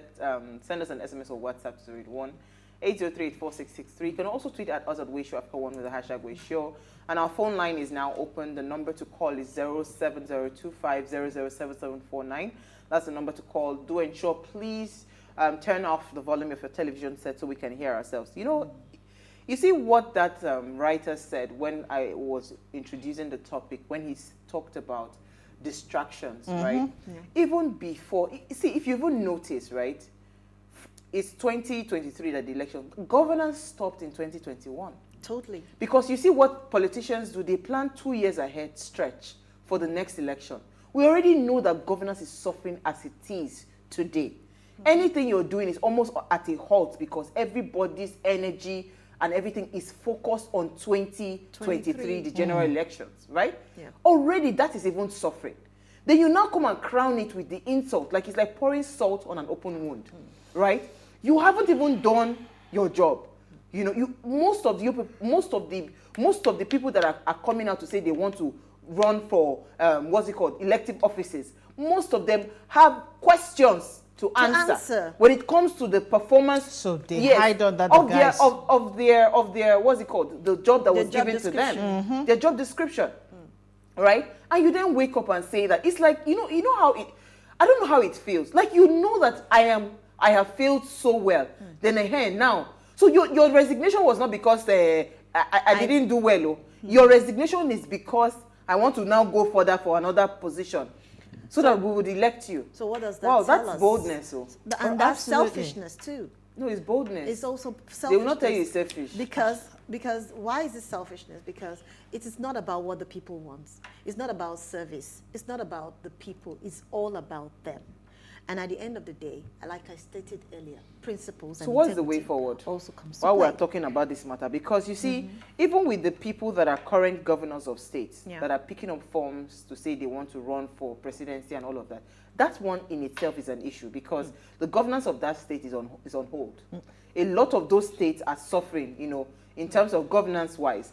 Because the truth is, your attention, and that's the truth about politics. Your attention Currently. is drawn, It's drawn. or you have to do a lot of visitations, you have to do a lot of consultations, you have to, so what is happening, you know, to those people that are currently like governors and all of that, that say they picked up forms to run for elections?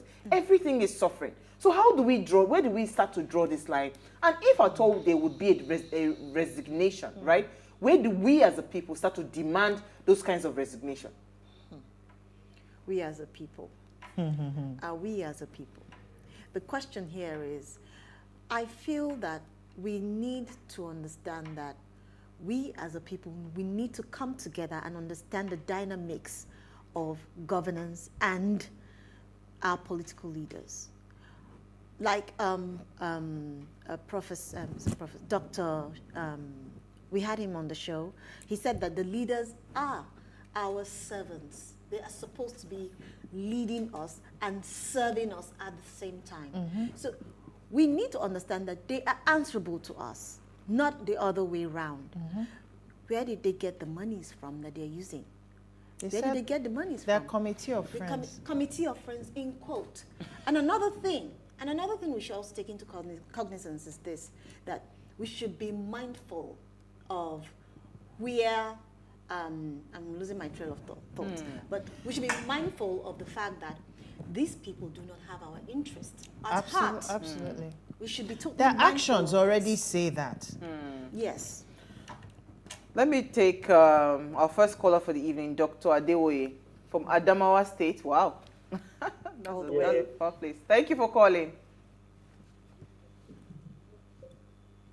You're live. Go ahead. Yes. Following the trend of this president's directive for the ministers to resign. In the first instance, they're supposed not to even wait for the president to give the directives. The ultimatum. They're supposed to know the right thing to do. If they are confident of themselves, they should resign. And then put themselves forward. If they are credible enough, then they'll be voted in.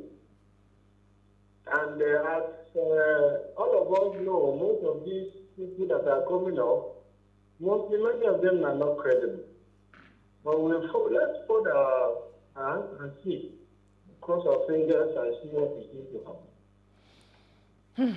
We hope the best for this country. Thank you. Thank you very much. Thank you, Dr. Adewale. We cannot fold our hands. You're saying, he's saying something. I think only very few people had resigned before the president gave that directive, right? Yes. You know, I think, I can't remember who and who now, but I knew. Yeah, I knew some had resigned before that directive came. But I'm even saying that, you know, even the president himself, let's come back to the president, right? As a leader, even if the people, you know, because they say that these guys are not in touch with the citizens, you're not in touch with the reality and all of that. But you are feeling, you know, you're feeling the pulse of the people. And, you know, in some sectors, especially education. No, because it is really, really hurting. Education has the capacity. Really feeling the pulse of the people? Education has the capacity to transform any human being. Totally. Because it is knowledge that eventually gives you the capacity to be able to earn, you know, and become valuable to yourself and to your society, right? So even if nothing, let's focus on two things, healthcare and education. We've seen that there is consistency in the failure of whoever is supposed to be in charge of those ministries. You as a president, you did not call for the resignation of those people while they was busy. Now, how many months are we going on for the ASU strike? I think 3 months or something. You didn't call for a resignation. But because now they are running for an elective office, like, does it not even tell us that we are in a much bigger mess? That you didn't see any reason to ask these people to leave that office so you could put a credible person. But it is because they are running for political office? Maybe I'm the one overthinking this. But recently, it was in the news too that the son who is I believe is representing the the president who is asking for 6 months that sound should just hold his thoughts. His tenure to be extended so that he can fight. So that he can tackle Thank you for bringing that call. We are coming back. Let me take youngest old man. Thank you for calling. Yes, good evening. Hi, youngest old man. How are you? I'm good. Welcome. Thank you. That's good. Now well done, eh? Thank you. You see, I just want to personally tell you some things that you don't understand. This country now cruise, you understand? We're just enjoying the ride. Anyhow, no matter how the driver, bad reach, the destination will be focused on. A country where the leaders of tomorrow have been prepared, while the followers of tomorrow too have been prepared. At least now, if you watch, as is on strike, some people they somewhere they are picking the school, and then be the leaders of tomorrow. Those where they on strike, now then be the followers of tomorrow. No one like incapacitation. I rather they speak the English on the roll call. You see, it pains me a lot when you force people to do the right thing. You understand? I really envy the guy that resigned 3 months ago. Is it since April or something like that, according to the president? I envy his energy, and he knows what he wants. But some people with the critical time that we are in this country, you understand? And somebody is still busy paying 100 million naira to buy form. Why the place you are heading? Let's assume now I'm a blind man and they tell me to go and vote. I will now come and vote somebody that even practically where you are, where you are leading as a leader per se, is having crisis. You know, I don't know what that means. It's just like when your house is on fire, you are going to a neighbor's house to catch rats or something like that. You know, sometimes it baffles me in this country. I don't even know if at all they are in tune to another TV. They watch another thing, not what we see on daily basis. So this thing, it makes me go somehow. And you know, yesterday you guys were talking about Genevieve and so on, and I'm like, in this country, if you are normal, you are not normal. You can't be normal in this country. If you are normal in this country, you are not normal as an individual, because basically a lot of things is even making me go mad in this country. These things are happening. Look at, okay, you know, they've technically forgotten those Kaduna plane, whatever thing. And the guy in charge that's supposed to even resign is buying form. You understand? So things happen in this country that when I check other countries, I just be like, God, what is your plan for us? Can you just give us a just simple vision of what you have for us in the future, so that people like us will not lose hope? Thank you so much. Seriously, this country now cruise. The thing no sweet at all. You know what's happening, Sha? When I was the one at the trial a bit, and I didn't force my small. Thank you, youngest old man. You know, youngest old man, they talk about destination. At this rate, will we have a destination when we continue like this, where everybody thinks I can do anything and, you know, get away with it? Get away with it. Because that's basically what you're saying, right? Because you talked about that son that was asking for a 6-month extension for the president so that he could, you know, finish the... what he hasn't done for 8 years. 8 years. Like, so, okay, so what are the parameters? You know what? Let's even calm down. Is it that our parameters for success, do you understand, or failures, our parameters as for performance, is it that it's so bad? Because some people would resign at the very second or third month when they see that the thing is not working. But let me take Solomon from Abuja, then I'll come back to you ladies. Thank you for calling. Solomon, you're live. I'm still there. Go ahead, you're live. Yeah, I'm calling from Abuja. Go ahead. Hello? Yes, you are live. Go ahead, Okay, Solomon. Okay. This issue, they still tell you. Like serious. I'm talking like serious about this Azov strike. Like the other guys are saying, when the students are on strike, the president does not even order those people, like the Minister of Education, to resign if it is happening like this.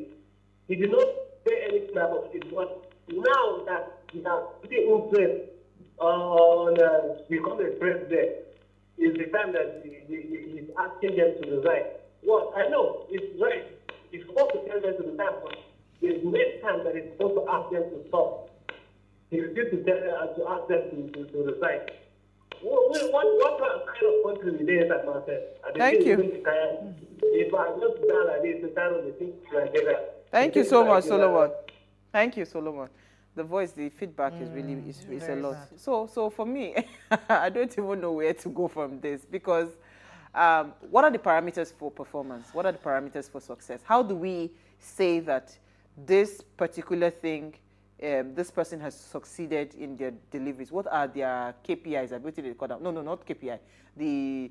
Their job description. Yeah. Maybe if we check what they were given to do, maybe that's exactly what they did in those offices. Because if you want to key performance, yes, indicators, sorry, the KPIs, I was right. KPI, yes. The key performance indicators for each ministry, for instance, what are they, and what is their score points on those?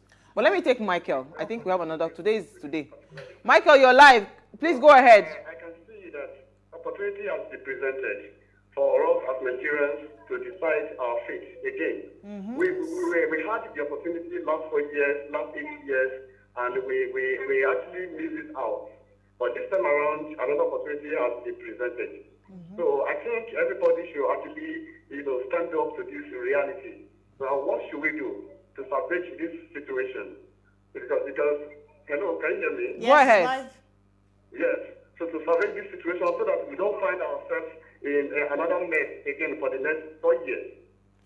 As Nigerians, we have our PVC in our hands to vote the right people that have the pedigree, the clear record, the people of questionable characters who can stand the test of time and understand that governance is about delivering good service to the citizenry, not about embezzling money, not about selfish and personal interest. So these are things that we need to understand. That we have to decide our fate now as Nigerians.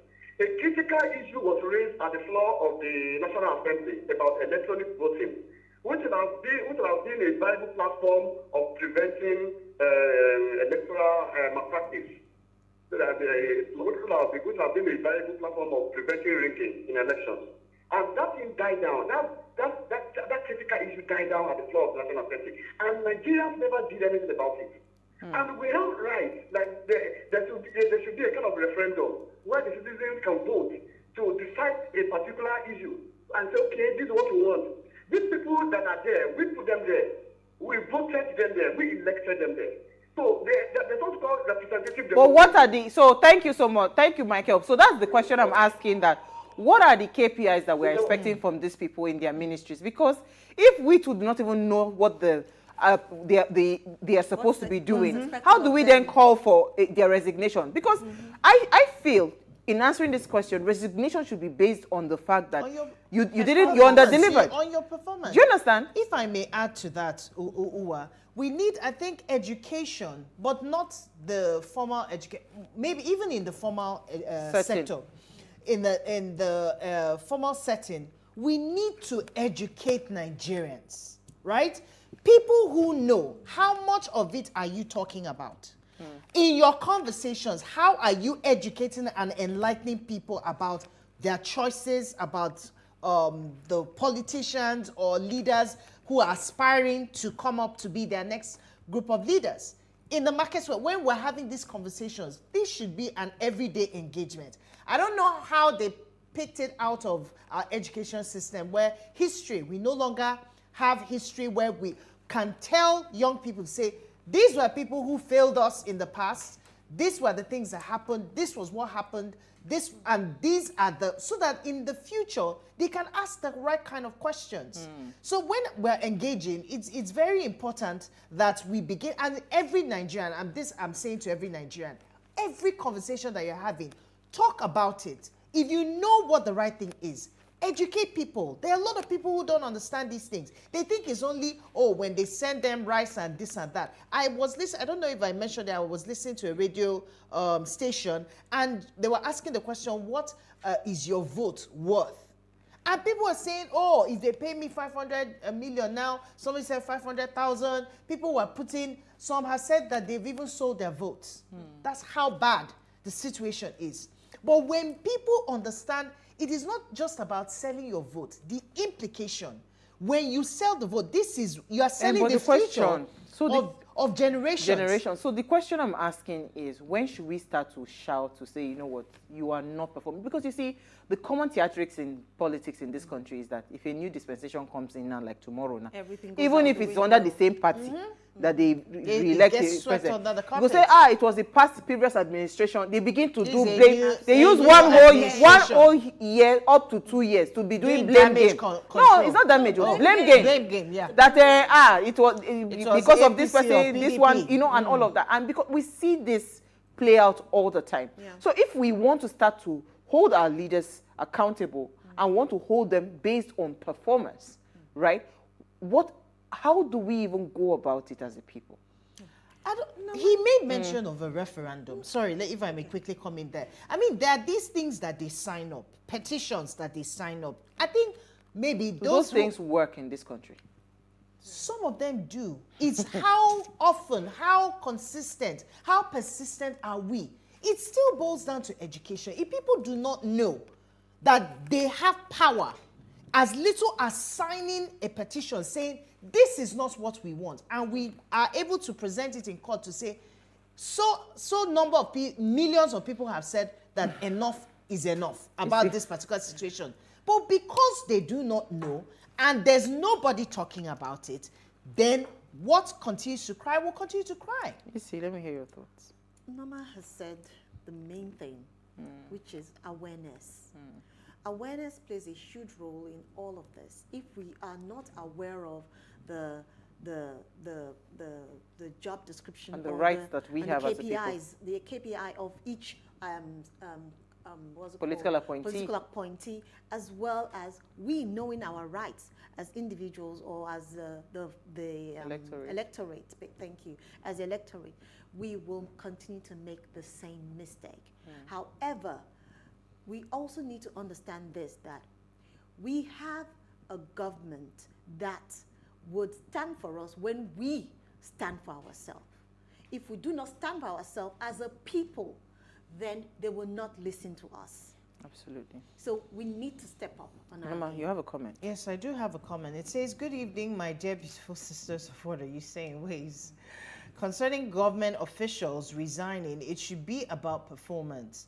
Anyone that is ineffective in an office should be advised to resign, whether they like it or not. It should be done with honor and dignity to command respect.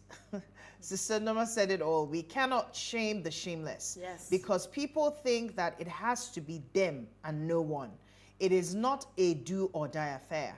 Take, for instance, another case of the Minister of Education resigning to pursue his political career. It is wrong. Now, ASU is on strike, which is wrong if the minister is doing his job well. Education and healthcare is very vital. What pains me is that the youths are at home instead of at school. Sister Uwa, nice to see you smile again. I missed it yesterday. My name is Daniel Ilo. Ways regular fan. Thank you so much, Daniel. Okay, so I was just going to say that you remember there was a bill that was passed in how did they say that thing in the House that yes. Somebody was suggesting that please let's ensure that all political appointees and everybody, they make sure that their children school in Nigeria. Where is that bill today? They threw it out, you know. So it means that we really don't have, but if you have a final comment, and let's wrap up this conversation. Okay, just a minute. Let me dig it out. All right, and it says, just a minute. Okay, good evening, ladies. I want to appreciate you all for all your efforts, intriguing topics, and contributions. Concerning today's topic, I think there should be a policy that bans every government officials from contesting any position. You just said it all. That one no go work. Who is that? That one no go work. But you know, however, quickly, we have run out of time. Yes, it is in the Civil Service Commission that no federal, official is allowed to actually contest for any kind of political position if you are still in office. So we are supposed to have stepped out before. All right, thank you so much, ladies. Thank you to everyone that contributed.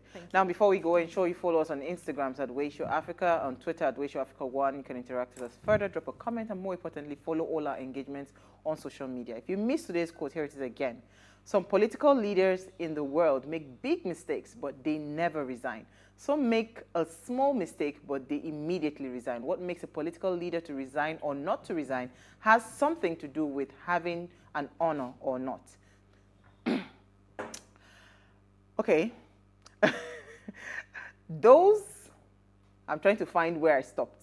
Honor or not. All right. We'll see you tomorrow. At least you read it. Bye. We're rolling my two.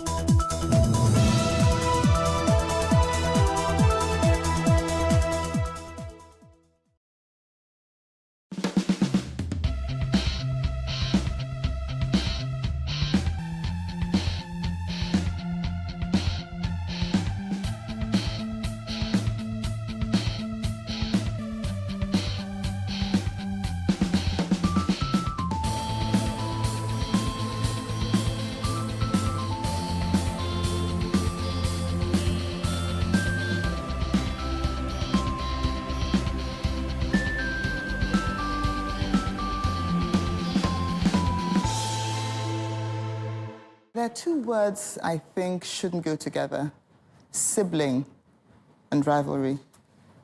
Siblings presupposes relationship, it's family, brother, sister. Then rivalry, unhealthy competition. How can they go together?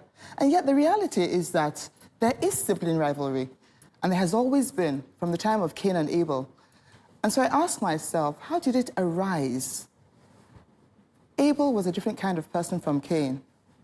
And the suggestion is really that he was loved more. So did that create an undertone that led to Cain taking his life? But Abel himself was also a generous person. So it comes from two sides: who we are and how we're treated. This is what we're going to be talking about today in the lounge: sibling rivalry. The usual, dare I say, suspects are here. Ebu, Omoye, Saudat. But we have a guest today, Shirley Ann Bello. And she has 11 siblings. So how do they live together? I'm Ifeoma Idigwe. We'll be right back. Welcome back to the lounge. It's TW Conversations, and you know that we talk about things that don't necessarily concern women, but people.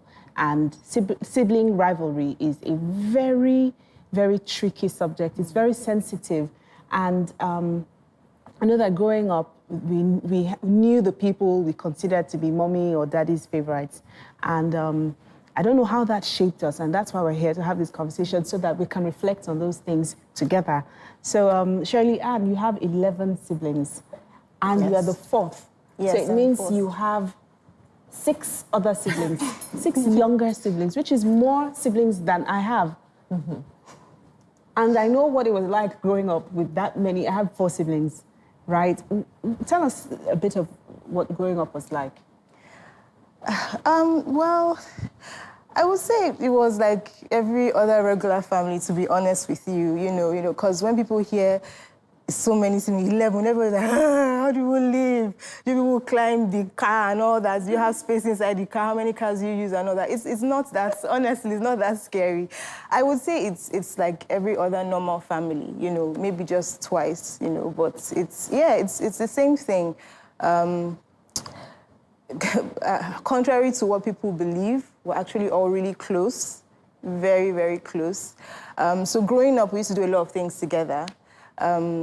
We were each other's friends. Of course, everybody had their own friends, but we did mostly everything together. So we just grew up with that togetherness mentality, that whole family thing. So yeah, that's basically that. I don't know. What causes rivalry? Yeah, what causes rivalry amongst siblings? I think that first of all, we're born a certain way. Some people are more sensitive than others. Some are more jealous than others, or envious, or whatever word you want to apply. Some need more love and care than others, and that's from... I didn't need no love and care. I thrived on no love and no care. And so one day I said to my mama, Mama, I know you love me, but I want you to show it some more, please. You're not serious. So there's your own side, and then there's the side of how people treat you, or how you perceive they're treating you. I think it's easier in a family with lots of people for there not to be obvious favoritism. I think that in a family with just 2 or 3 people, maybe it's more noticeable. I suspect. That's what I think. Rivalry normal? Is it normal? Is it a normal thing? But it has to be normal. They're people, first of all, before your siblings. Okay. You're people. Yeah. And so you have reactions and emotions like other people. It's just that because you're blood relatives, we think that the things that apply to other people shouldn't apply to you, but it will. And if it's a polygamous home, then there's an introduction right there of we're slightly different and competition. The basis of rivalry is competition. It's just, it's unhealthy. It's like, I have to be better than you. And so there's that competition that goes on. And sometimes parents themselves promote it. Because they think it's the way to make their children competitive in the real world. And so they do it by giving gifts to particular ones when you've done well. And so you create something that is often unhealthy. So I'm thinking about my siblings. I have 2 older brothers, an older sister, then a younger brother.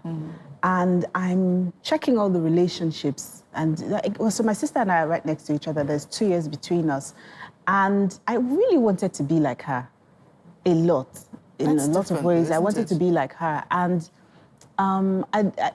we just, I don't know how, I don't know what my parents did or didn't do, but we just never compared ourselves to one another. However, there were times when I felt treated badly because, you know, for example, as a middle child, you're never correct, you know. If I had an argument with my older sister, then I had no respect.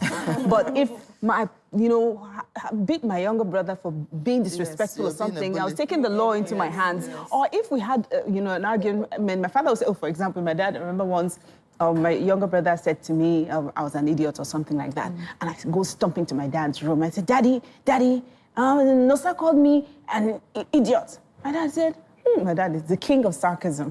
My father says, are you an idiot? No, I'm just asking you a question. Are you an idiot? Of course I'm not an idiot. So why are you angry? Is that all? I expected the rod to come down. And one day I remember crying to my mom, when am I ever right? When am I ever correct? When is it never my fault? You know, if it's this one, then this is it. And if it's no, sir, then... And my mom... Yeah, my mom just never, paid me. She just ignored me. But that happened, and we've grown up and we're adults, and it's not a big deal. Like, we know how to handle one another. But I don't know how. So this is a normal. I imagine that this scenario, this picture I've painted is a normal situation in families. Yes. Where does it now turn rancid? When does it now become... It does turn rancid for so many people, because I know that scenario and how it has damaged a lot of children when they grow up, especially when we don't validate our children. Yes. Because every child wants to be validated. The first person that should love you, the first person that should see you for who you are as an independent person are your parents. The moment they deprive you of that, you are going to search for it for the rest of your life. You will just be looking for validation here and there. You will never be enough. Yeah. And some parents, so for me, sibling rivalry, if it's toxic, is the parent's fault. You have to, I know having 12 children or 5 children, it's very difficult for you not to have a favorite, especially when it's that you have that one child that you don't have to wake up and that one just goes to brush their teeth, get ready for school, and you have that one that you have to really threaten before they get up, so that happens. Then you have one that maybe looks like you and has taken the good part of you, and you look at yourself and go, yes. Then you have that one that's taking your bad habits. And you hate it because whenever the person does that, it reminds you of your weakness, But then again, that is an individual child. And if that child is not validated, the person is going to hate or not like their sibling, and that is going to affect that child. And it does affect. Sorry, a situation where the children are competing for the parents' attention or love, that tends to happen. And when that happens, it means that, it's like a rat race, if you knock that person down, and so you have a chance to help your sibling and you don't. Because if you help them, then they shine. And it rubs off your shine. But what happens is, I think that also comes from parents comparing children. Yes. Okay? So in my situation, I have 2 boys. I always call them the gentleman and the joker. I promise you, this is what they're like. The older one is very proper.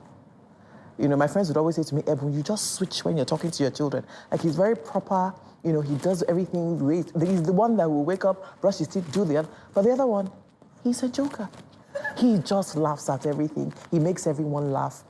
And if you can't see those 2 as individuals and celebrate the richness and the beauty in each of their personalities, then it's going to be like, why can't you be more than like the other one? And that causes rivalry.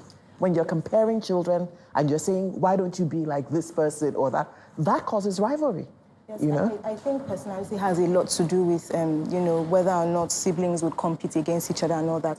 One thing you find is parents don't necessarily have to spend the equal amount of time with every single child, because you find that every single child has a personality trait that either requires you to spend some time with them or not. There are some children that are really independent and can do 1 or 2 things on their own, and they don't even need that much time. They don't need that parent's attention for that period of time. But there are some children that actually need some extra support or some extra guidance. And so as a parent, I think you have to be able to know who needs your time at a particular time and who is good the way they are. But the problem I have with that is that I think it's a bit of a fallacy, because even children who appear independent need love, yes. And even those who do, and I'm not talking about love, I mean, they need that attention. They may not appear to. And I say that because there's some children who are independent, yes, but they need the validation that comes from an older person. But they'll always get on with it, and they'll always leave you to tend to the others. Definitely. But it's a burden. Yeah.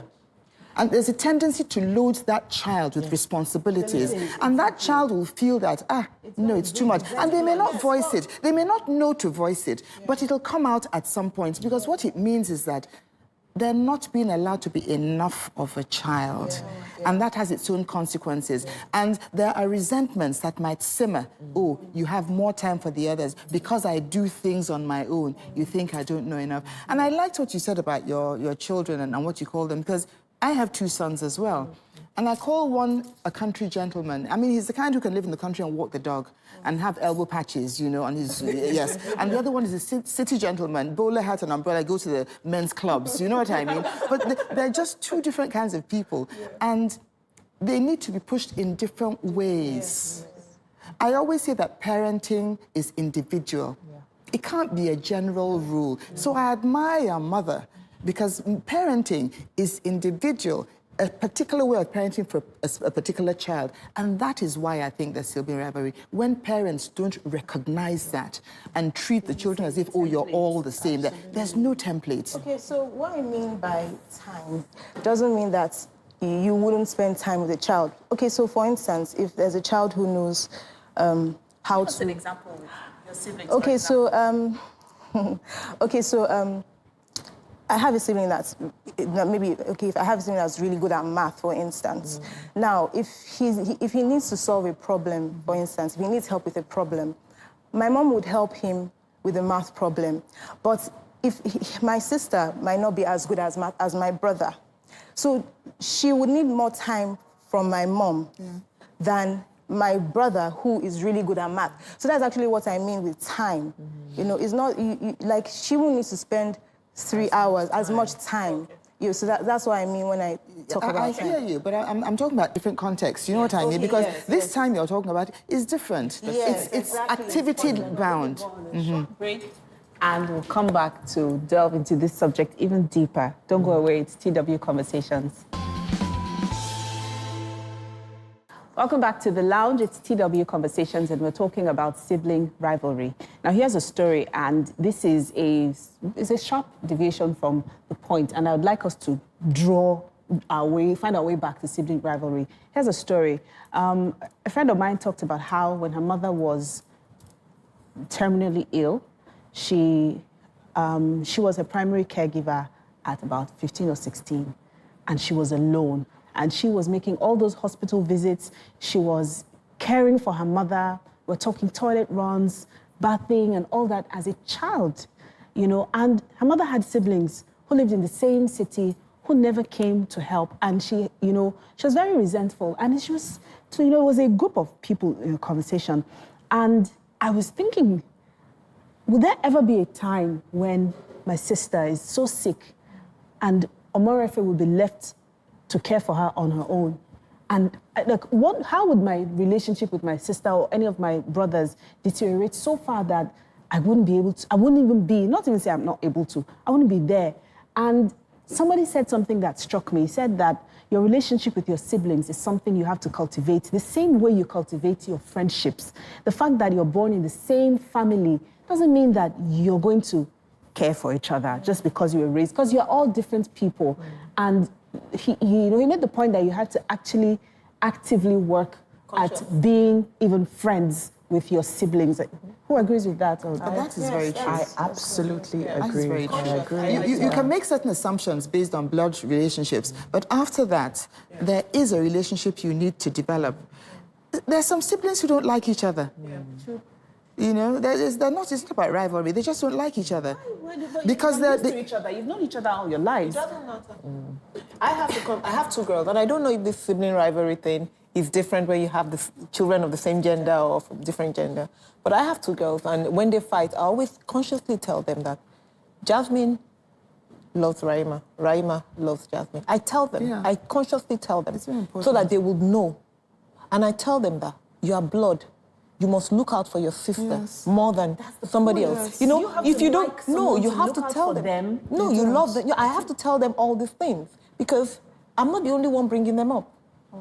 They're going to see other things outside. So I have to tell them that you have to love your sister. You will love your sister. She might have done something wrong to you right now, but you love your sister and she loves you. And you're supposed to look out for you. So when they're going out, I call them, apart from, don't make sure nobody touches you here, don't go to this corner here.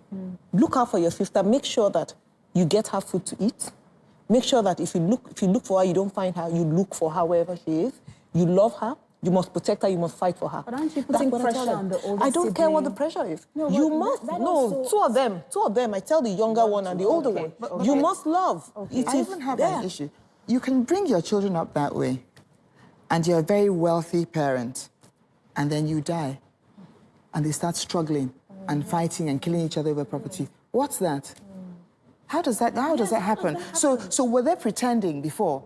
Because they were supposedly close, but all of a sudden, which means that at the end of the day, personal self-interest sometimes. So we must teach our children to be generous of themselves to their siblings and to be content with what they have.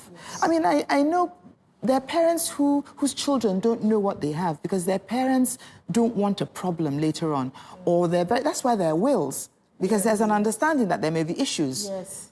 There are families where, when the parents die, all of a sudden somebody becomes an ogre and wants everything, and doesn't want to give the others anything. Yeah. And that's why they're administrators. But you have to ask yourself, so what happened? Weren't they brought up together? Weren't they brought up closely with values?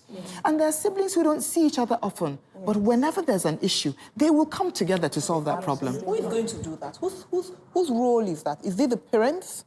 Is it the parents that are supposed to make sure that happens? Eventually, there's only so much parents can do after a while. After a while, it's your responsibility to develop a relationship with your siblings, and which means that there's a sense of, with siblings, there has to be the love that is beyond what I want.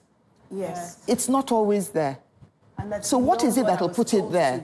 Yes. What is it that we can do to put it in our children? Okay, so in my case, I think the parents have a huge role to play with bringing the family together and bringing in that love. Because, truth be told, at the end of the day, siblings will fight, siblings will have disagreements, but it is that love that binds them together. Okay. Tell me about any type of rivalry that, I mean, you've talked about how you are all each other's best friends, but I'm sure that you weren't best friends all the time. Of course. What are some instances where you've disagreed, and how have you resolved those conflicts? Okay, so, well, first of all, there are girls and there are boys. I think there's one instance where maybe if we want one sibling wants to watch TV, for instance, maybe wants to watch a football match, and then the girls want to watch something else. So it's always like, okay, it's always like who will get to the TV first, And then you find out, okay, the boys always get to the TV first, and they have to watch their match first, and the girls are like, no, we want to watch our musical, or we want to watch our movie. 6 boys, 6 girls. Wow, even. Yes. So it's an even battle. So yeah, before I continue that statement, I actually want to say something. So from when we're young, from when we're small, my parents actually have always tried to create this togetherness with everyone. My dad always liked us going out together, doing things together. And my mom always taught us how to share things. So for instance, when she comes back from work and she buys something, she'll be like, oh, bring a flat plate and knife. And everybody knows that, wow, something is coming, we're all going to share something. So she brings it and then she shares and all of us take a piece. And then sometimes if someone wants more, someone can say, okay, I'll just give you some of my own or something. So from a young age, we learned to share things. And then even if we have disagreements about who has this and who has that, my mom will be like, okay, do you know what? Can you use this for a while and then let this person use it? So basically, from a really young age, we were taught to kind of have compassion for each other, and then coupled with the fact that we used to hang out a lot together. So back to the football and the musical or football and movie. So in that instance, we learned to come to an agreement. Okay, we know that 7 o'clock is your match. So we'll try not to disturb you. We'll try our very best not to disturb you. But that after this match, we must watch our own movie, So yeah, so there are instances like that. But when you kind of have grown with this innate, will I say compassion or love? I just like saying love. It's more of love because at the end of the day, you will definitely fight. But what still kind of stops it or brings you together or makes you try to reason, be realistic or whatever is, okay, this is my brother, this is not my friend. But what it means is that you're saying that the principal responsibility lies with the parents to create that environment. Well, I think from the beginning, the parents have to start. I agree. Yes. But I'm saying the next step I'm going to, because we have to be realistic. We wouldn't be having this conversation if there wasn't sibling rivalry. Of course, and if something didn't cause it. Yes. Life then happens. Yes, of course, definitely. Life then happens, and then you remember the times when you felt you were hard done by one sibling or the other, by one parent, and then how can it be dealt with? As an adult. As an adult, I think how can it be dealt with? It also depends on you as well, as an individual. First of all, people are different, personalities are different. You have to understand who you are as a person. You have to understand who your sibling is as a person. If you're an extrovert and you like to talk and you like to, you like people around and you like, I don't know, how will I put it? And then you have a sibling who's mostly to himself, and you're definitely going to have clashes. What I'm going to say to that is, again, I'm playing forgive me for using that expression, devil's advocate right yes, here. Yes. It's an assumption that I'm thinking about it. I'm not thinking about it. I'm just living my life every day. And there are these issues that bother me. I'm not going to how am I going to deal with it? Because the truth is, there is a lot of sibling rivalry, even in families that seem to be near perfect. Yeah. Yes, of course, yes. So what is it we're not getting?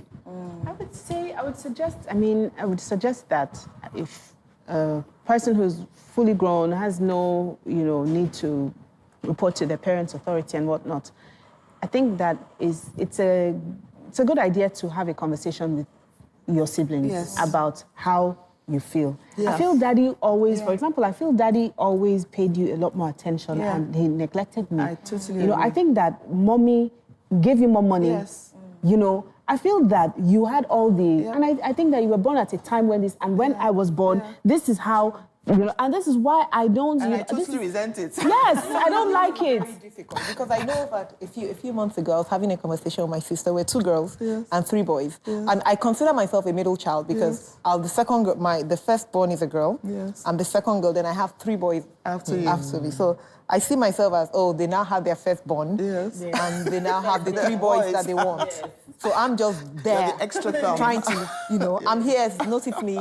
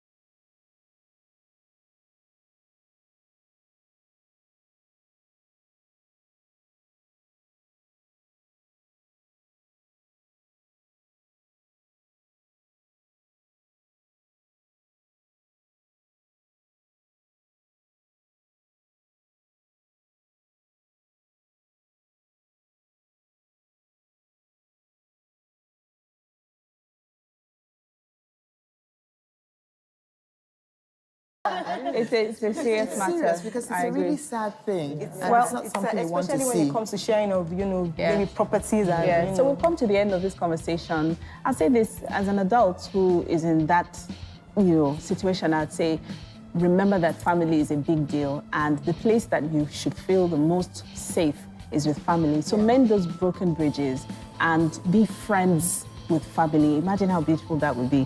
Thank you for watching Sibling Rivalry. We'll continue this conversation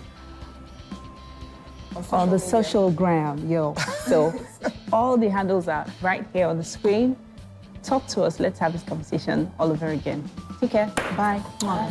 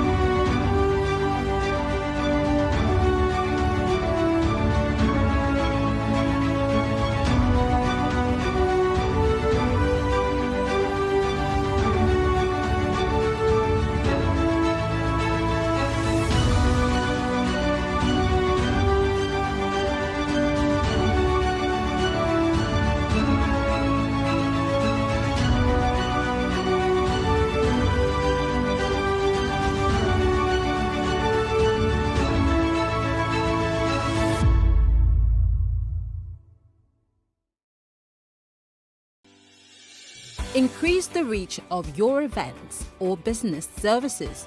To advertise on Plus TV Africa, please call 0906 000 5719 or 0909 040 8408, or send an email to marketing@PlusTvAfrica.com. Plus TV Africa. Big stories live here.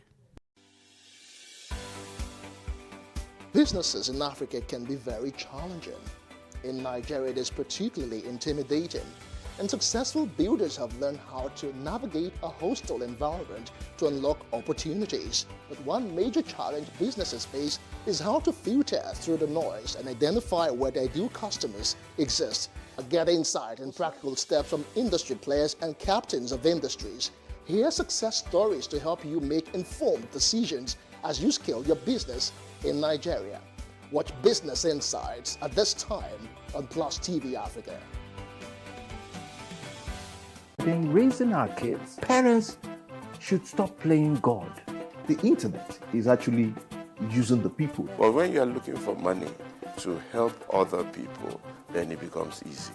Don't rush into marriage. I always say this. You rush in, you rush out.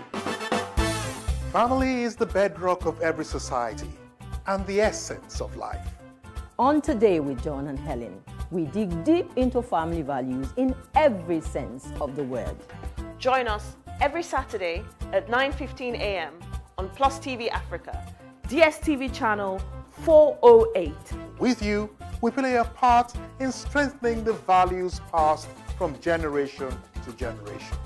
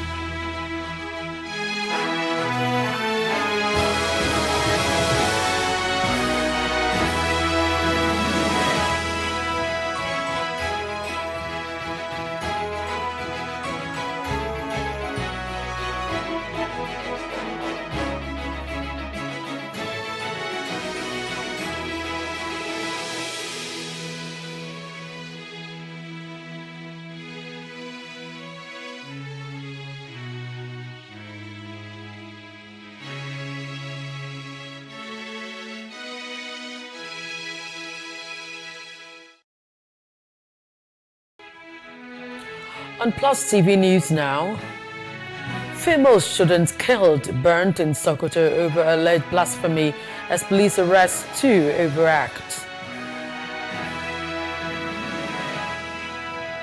Federal government suspends basketball in Nigeria for 2 years.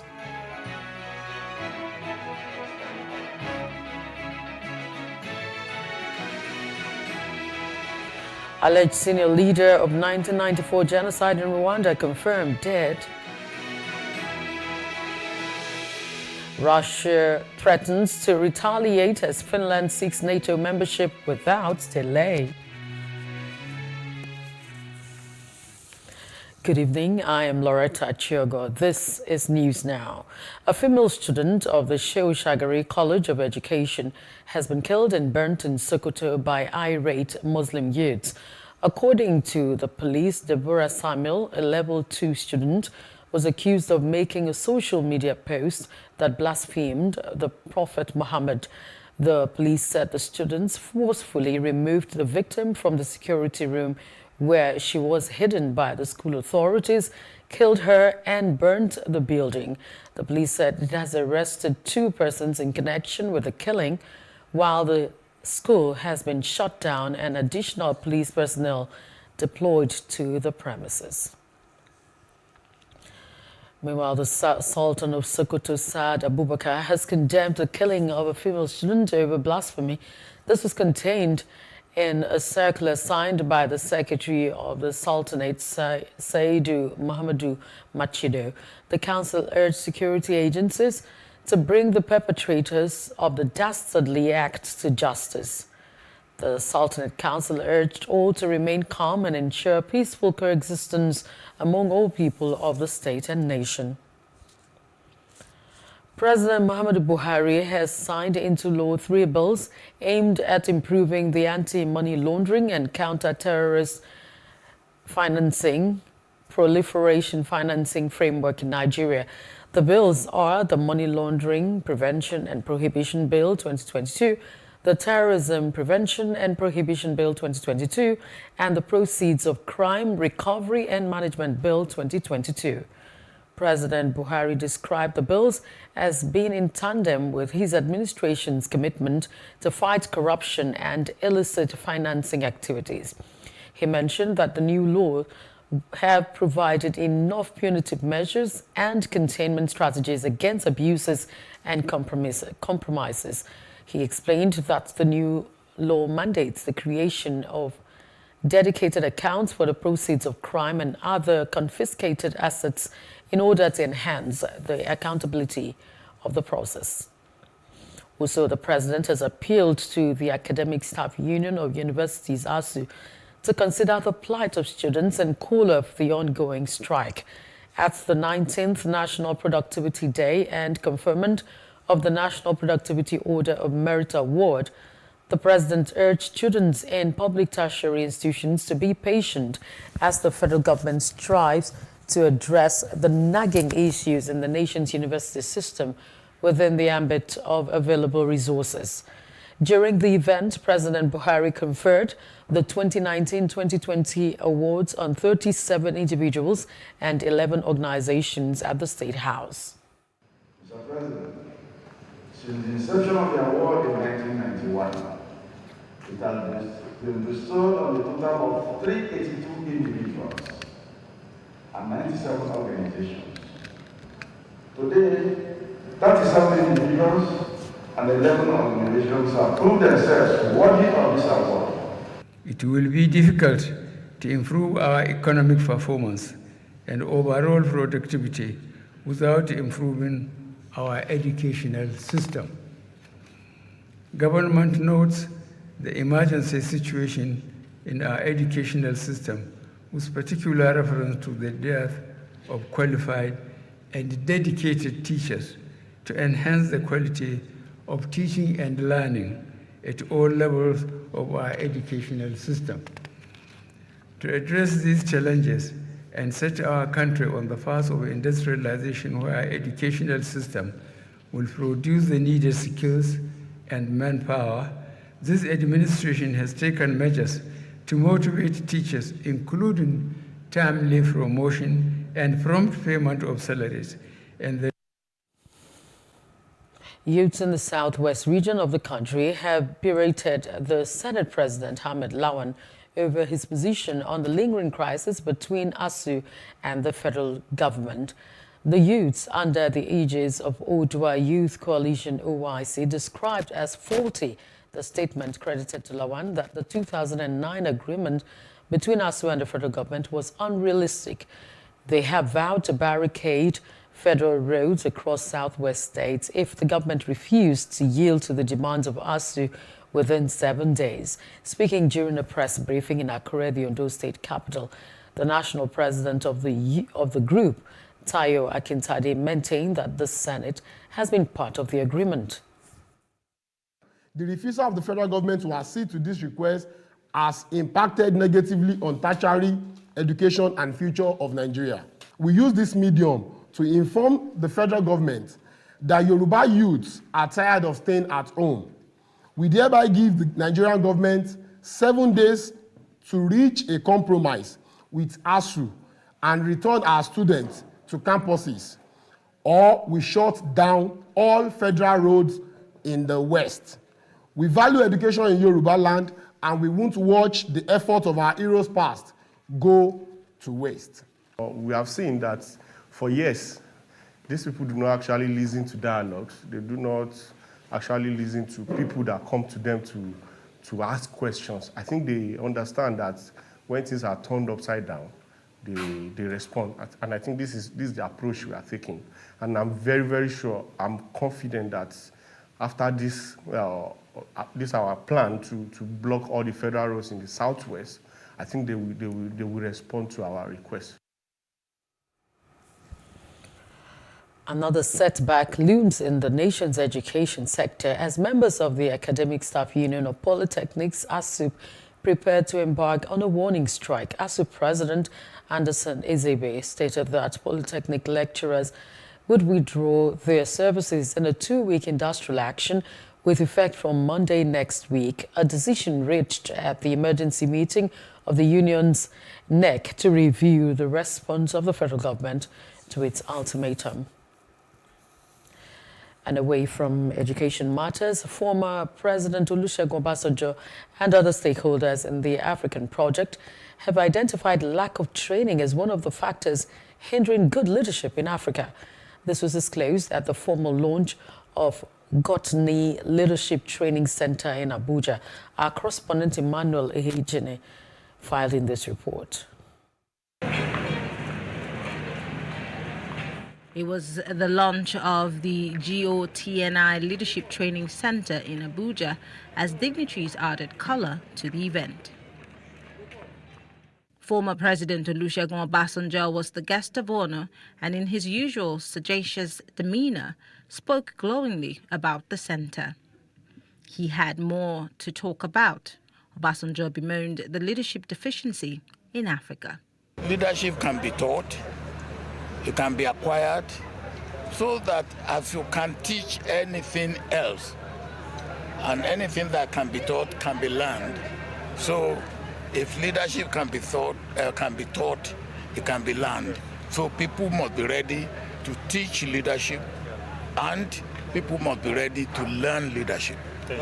Other dignitaries also spoke in similar vein, added that African countries need such training institution replicated in their domains to enable the continent address leadership deficiency and reposition the continent for growth, productivity, and progress.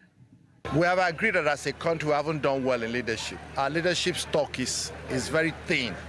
We have not had consistent, enlightened, visionary, competent, courageous, and leadership of integrity that should take our country from the third world situation, from a stagnated, poverty-ridden nation, to a nation that is globally competitive. We need to promote leadership.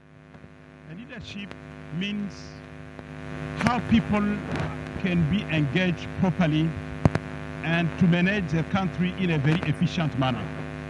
And this not can be possible if we don't engage our young people, if we cannot help them to upgrade their skills in terms of management.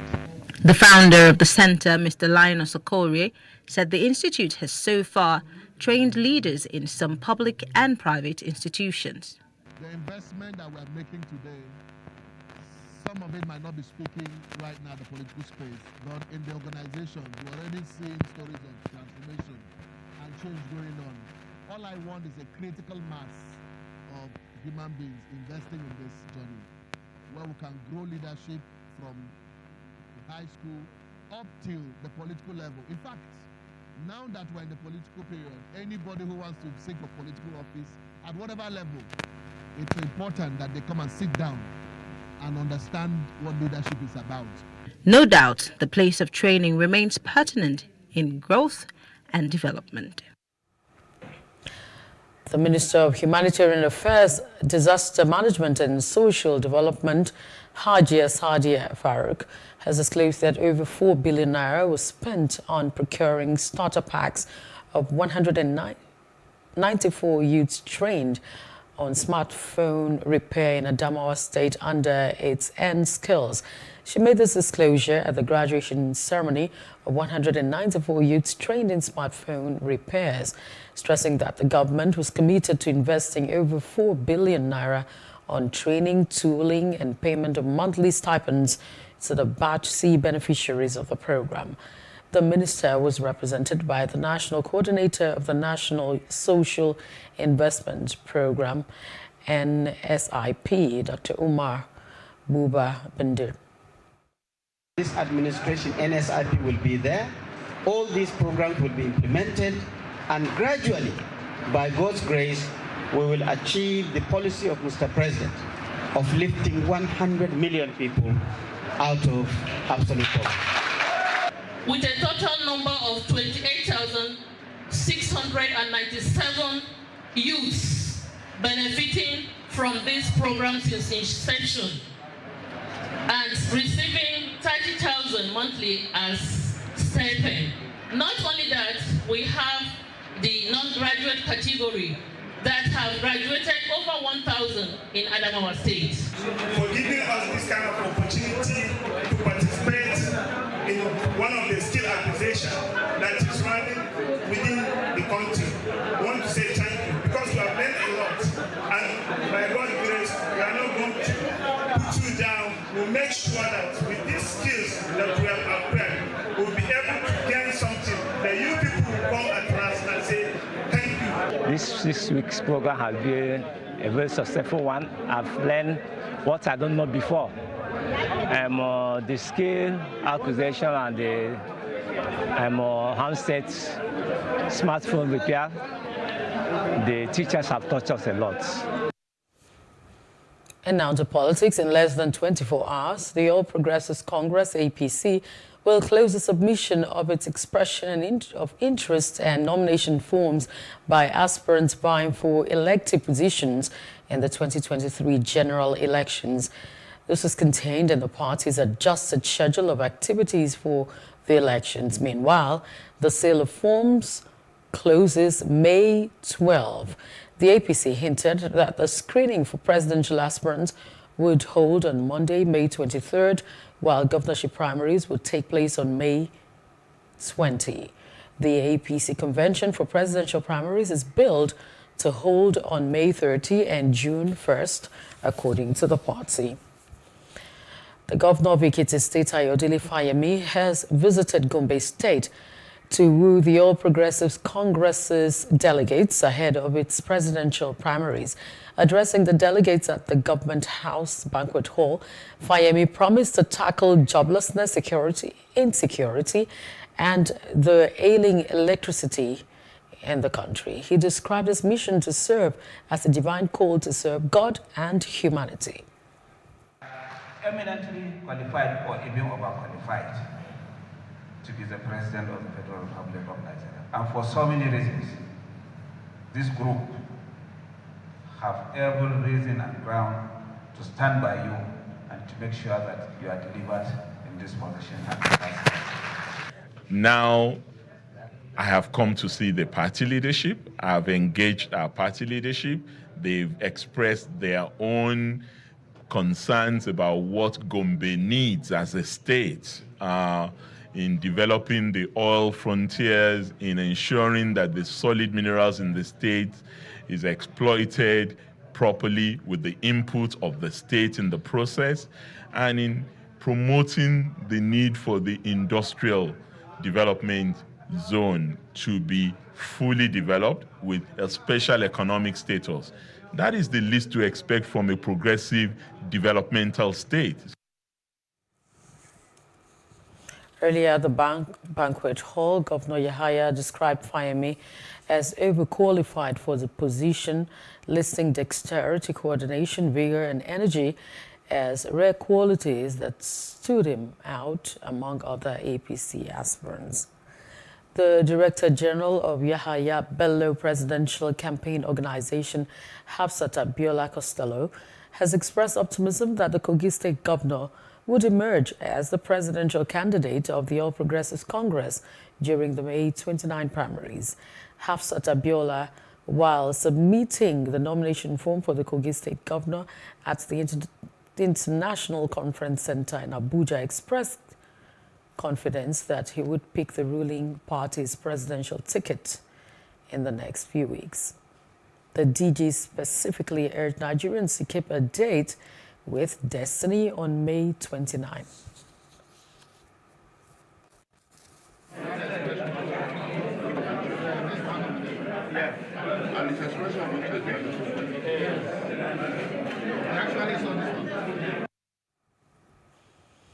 The deputy governorship candidate of the Action Democratic Party, ADP, PlusTvAfrica, has joined the All Progressives Congress barely 4 weeks to the Ekiti State governorship election.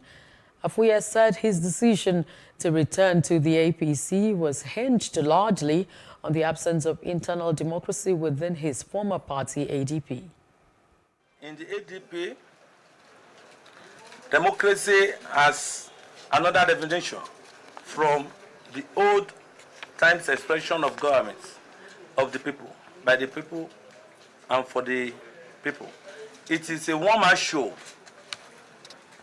No internal democracy, no genuine agenda, no clear vision, no mission. The governorship candidate is trader, a shopper, and a lover of money. As I am talking, my exit from the party, I confirm to you that the candidate is looking for the highest bidder. In fact, she has approached All Progressive Congress, APC. All this she was doing without carrying me and the leadership of the party along. Before she destroyed my political career, I have to decide to move. Meanwhile, attempts to get the reaction of the flag bearer of the ADP in the coming election was unsuccessful, as at the time of filing in this report. A governorship aspirant on the platform of the All Progressives Congress, APC in Rivers State, Senator Magnus Abe, has urged governments at all levels to invest in securing opportunities for citizens towards tackling insecurity and other socio-economic challenges in Nigeria. The former senator representing Rivers Southeast Senatorial District said this at a one-day workshop organized by Freedom House and Associated Advisory Services in Port Harcourt, the state capital. The one-day workshop has as a theme the importance of investment, economic and political implications in Rivers State. Speaking at the event, Senator Abe stressed that if people are busy with their genuine sources of livelihood, there would be peace and stability in the society. He said that no government can achieve a meaningful development without commitment to prudent management of resources. When leaders become afraid that if citizens have money, they will threaten the government, that is because you are not leading by ideas. For the past how many years, we have been here, no money. So instead of threatening other citizens with hunger, threatening them with poverty, you empower the citizens. The governorship aspirant to Rivers State, Magnus Abe, declared that if he is eventually elected to form a government in Rivers State, his administration will prioritize creation of opportunities that will empower citizens to make wealth. Facilitators at the workshop said there is the need for people to think outside the box towards legitimate wealth creation and stop depending on government or using politics as source of livelihood in order to be useful to themselves, the community, the state, and the country at large. If people know that when they enter into an agreement with another person to do something, and the person doesn't do it, or the person takes their money, they don't need another money to get the government to take action and deliver judgment or be able to recover their money or punish the person who has wronged them. A lot of businesses that fail will not fail. And that is why, by the grace of God, when we work together and we create a government here in River State that serves the people of River State. It's not necessary for you to have money, you have millions, you have billions, before you can create wealth or create investment. It's very important to start even on a micro level so that you develop yourself. If you can invest on your own, no matter how little the capital is, there is no way you will not make profit. That is the essence of this workshop, to enlighten the community. Senator Abbey advised participants to develop business ideas, as without funds, no government can thrive in any society. The Senate has received the nomination of Senator Danjuma Lah as the new Deputy Minority Whip of the Senate from the People's Democratic Party, PDP. Lah's nomination was contained in a letter addressed to the Senate President, Hamad Lawan, and read at the start of plenary. Anyau, the National Secretary of the PDP, explained in the letter that the nomination was against the backdrop of the recent defection of the former Minority Whip, Senator Ibrahim Nadlai Dambaba, to the APC. Distinguished Senator Danjuma Lah, the new Deputy Chief Whip, the leadership and membership of this Senate wish you a very successful tenure. And as you assume that seat, we pray that you are able to perform your function as a Deputy Minority Whip very successfully. The opposition and the main party must work hand in hand. But Mr. President, from what I've observed here, we will bring a leader here, the next day you have taken him. In the next 1 month, you bring another leader, you have taken him. It is not good for us, it's embarrassing. Don't take our leaders, take other people. It's not too good for the system. George Thompson Sekibo, thank you very much for your comments, but you know, I'm constrained to rule you out of order because what you have said has nothing to do with this order you cited, Order 1B. But before I rule you out of order, I can see you advertising yourself because you are complaining that only the leadership of the minority or the opposition has been taken. Now you are presenting yourself as a candidate. I think those who are using the magic wand to get our people across from the left to the right, there is a candidate who has advertised himself. The governor of Ondo State, Rotimi Akeredolu, has directed that 350 personnel be employed into the Ondo State Security Network, popularly known as Amotekun Corps. They are to be deployed to the forests and bushes. Governor Akeredolu disclosed this at an award presentation organized by the Ondo State Agribusiness Empowerment Center at the Cocoa Conference Hall in Akure. He said that more operational vehicles and motorcycles would be purchased to aid Amotekun operations in the state. Amotekun has become synonymous with us, and our people have come to buy the idea because you know their worth.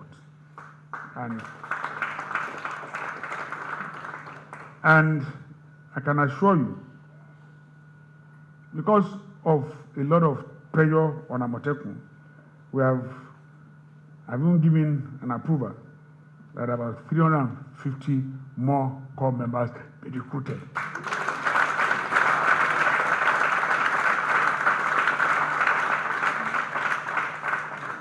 And we have to purchase more vehicles for them, motorcycles for them to move. Security is important.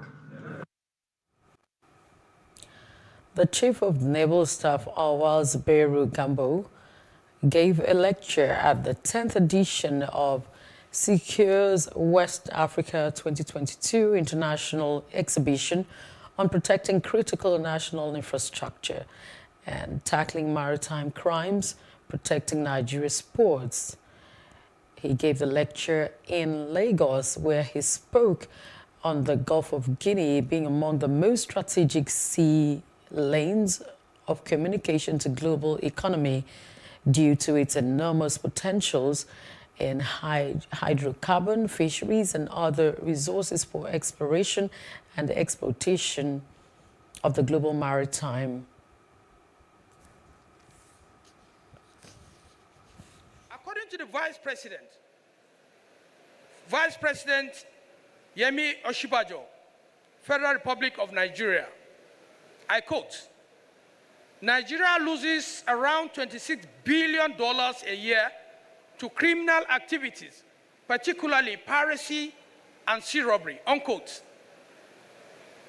This development imposes huge burden on the Nigerian Navy to protect critical infrastructure within Nigeria's environment, as well as to tackle all forms of maritime crimes.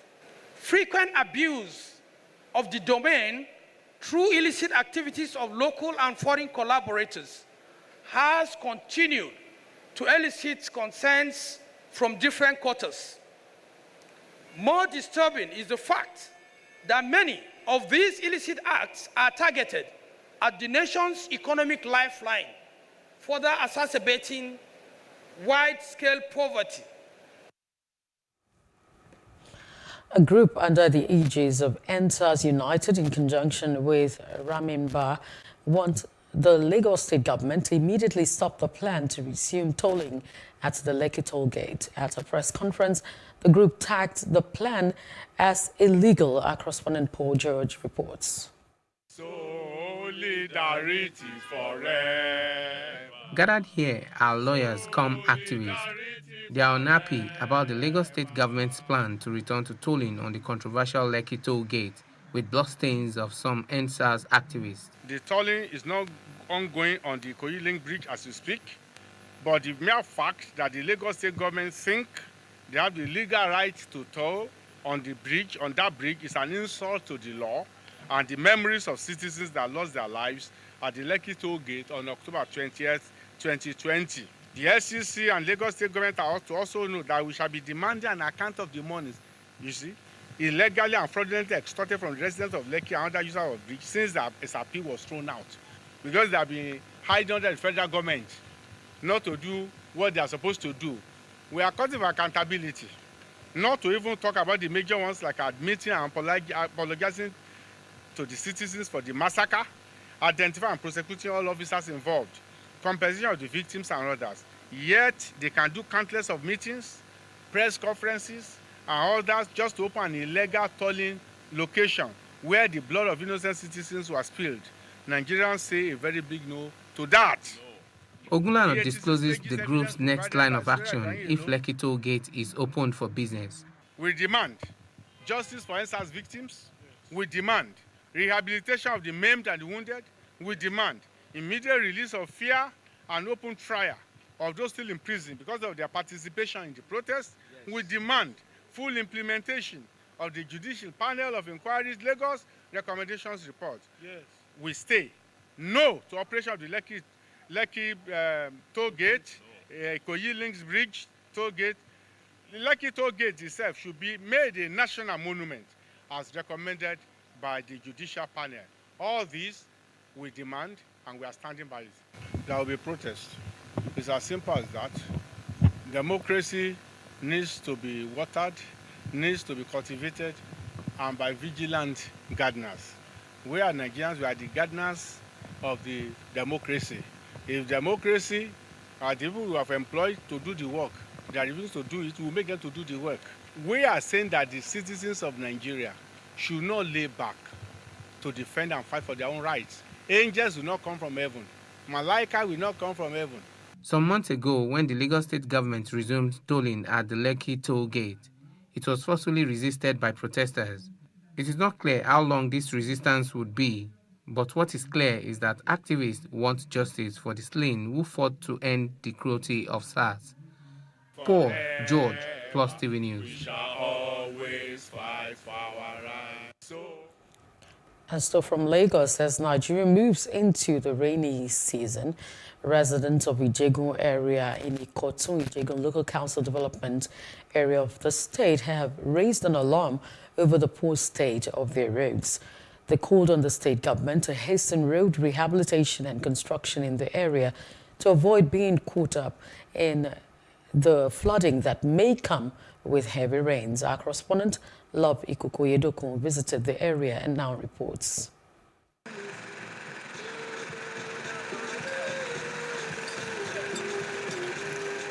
For many years, Ijegun-Ikotun Road remained in a bad shape with potholes and blocked drainage system. This took its toll on vehicles plying the area and on fares. Residents have to pay higher to move in and out of the area. If the rain fall now, no way to let a Kokada or Morua or Moto to come from Ikotun to Ijegun or from Ijegun to Ijagemo. It's worse than this one before. Thank God for our community. Jagamo community with Ijegun here. Collaborating to do this our road here. In fact, it's very terrible when rain is falling. The whole place will be flooded with water. Just as recent now, they just upgrade the road now, and it's more or less a little bit motorable now. I'm very worried because when it starts raining now, or when it stops raining, so to go out, you will not be able to see all these bikers. You will not be able to see this Marwa, and most of them will be calling price. So if you don't have enough transport, you can't go anywhere from this place. Though the road looks partially rehabilitated, the worries of residents have not abated with the raining season here again. They fear they might just be in for another round of nightmare while the season lasts. Never reach almost 2 months when they level this place now. But look at this road now. It's not good anymore. Secondly, if the July come now, that is Lasso Road. If it is done in that way, it will be better. Weather forecast has it that Lagos State will witness about 250 to 300 days of rainfall across the 20 local governments this year. It is also expected that the recent increased frequency of extreme weather events will continue with days of extremely high rainfall, which may result in flooding, according to the Nigeria Hydrological Services. From Lagos, Love Ikukoyedokun, Plus TV News. Still ahead, South Africa workers picket outside ArcelorMittal plant over wages. Details when we return.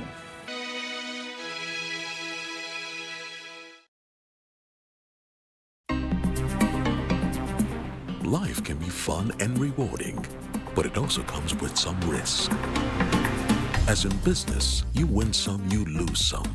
And that's why you need to be wise in the choices you make. It's like placing a bet. Again, you need to be wise. Wise in choosing an innovative platform with the highest market options and highest odds ever. That's why Winners Golden Bet, the leader in online, in-shop, virtual, and live sports betting, gives you enhanced platforms that offer you the best chances of winning. For betting on live soccer matches, live dog races, and virtual games. Winners Golden Bet is your best bet. Instant payment of winnings guaranteed. Play online or in any of our numerous shops nearest to you. Hey guys, be wise. Play on Winners Golden Bet. Winners Golden Bet, the wise choice.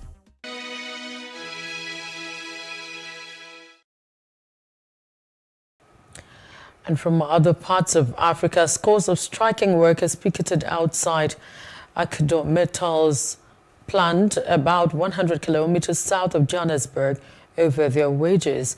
Protesters chanted songs, burned tires and blocked roads with cement as police kept a close watch. The National Union of Metal Workers of South Africa, NUMSA, began a strike at South Africa's biggest steel company on Wednesday, May 11, after wage negotiations broke down last week. The union wants a 10% pay increase, a housing allowance, and a payment of 80% of medical insurance costs against the company's final offer of a 7% wage increase. The union members and the union in general, we are talking to the company for salary increase. So then the company want to give us 5 plus 2% salary increase. We as the union members and the union in general, we want to get 10% salary increase. So then that's why we are standing outside saying we need that percentage, because each and everything is increasing. Petrol is increasing, fish oil, food, and everything is increasing. So then the company doesn't want to give us that percentage. So we will fight till we get that 10% salary increase.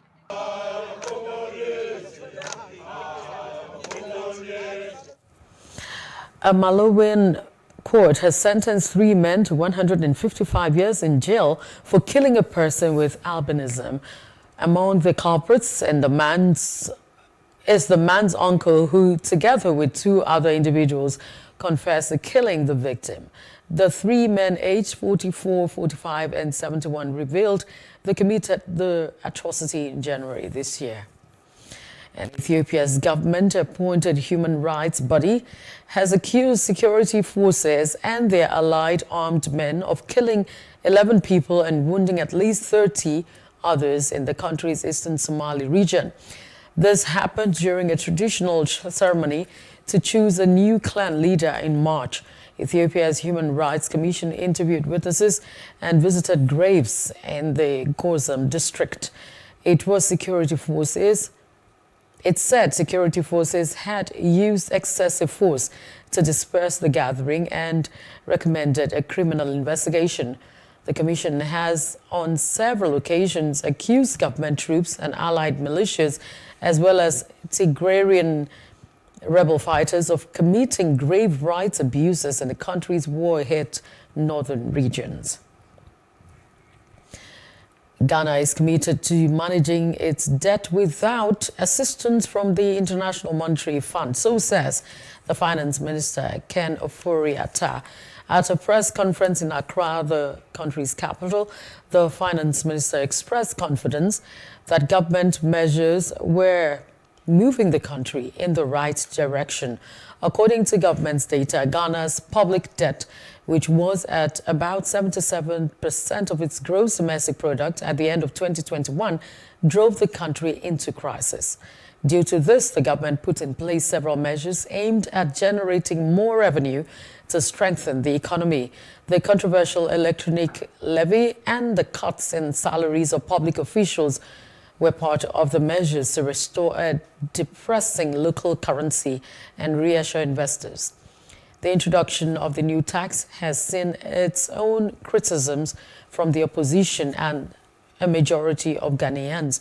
The central bank in March raised its main lending rate by a record 250 basis points and is expected to review this at the next Monetary Policy Committee meeting on May 23rd. The former prominent Rwandan official who was wanted for many years for playing a key role in the 1994 genocide has been found dead.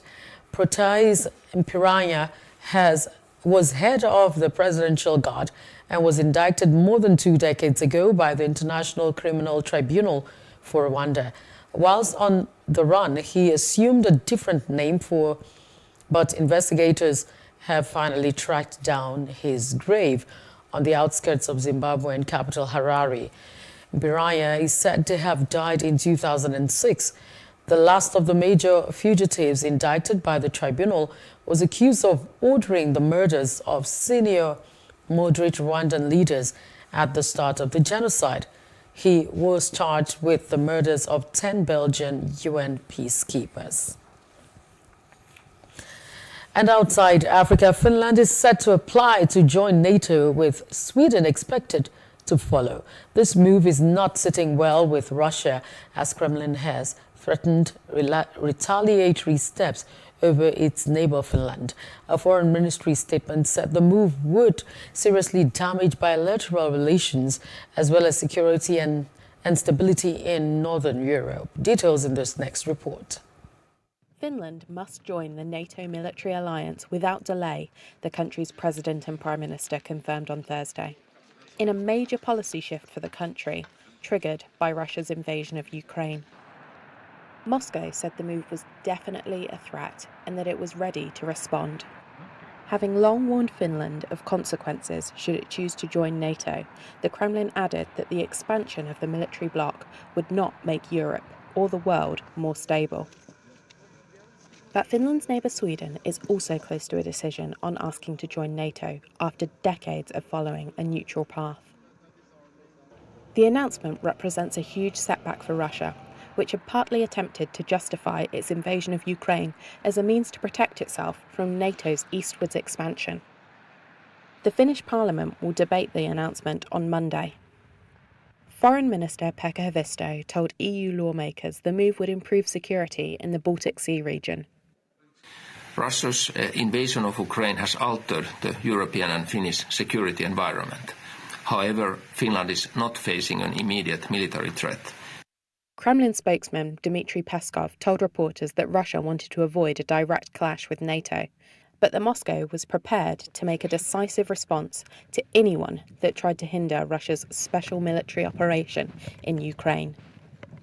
Finland shares an 810-mile border with Russia that would more than double the current frontier between the US-led alliance and Russia, and put NATO guards a few hours' drive from the northern outskirts of St. Petersburg. Finland has gradually stepped up its cooperation with the North Atlantic Treaty Organization since Russia annexed Crimea in 2014. But it had resisted joining NATO in order to maintain friendly relations with its eastern neighbour until Russia's invasion of Ukraine in February. Ahead of Thursday's statement, Finnish President Sauli Niinisto said its move to join NATO demonstrated that Russia's actions had it backed into a corner. If that would be the case that we join, well, my response would be that you caused this. Look at the mirror.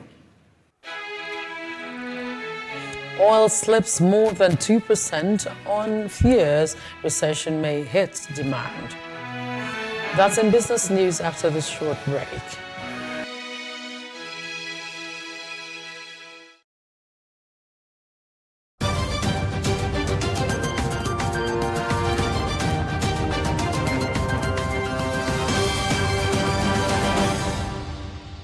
Welcome to the business news on PlusTvAfrica. The Nigerian Communications Commission, NCC, and the Federal Inland Revenue Service, FIRS, have taken their collaboration a notch further.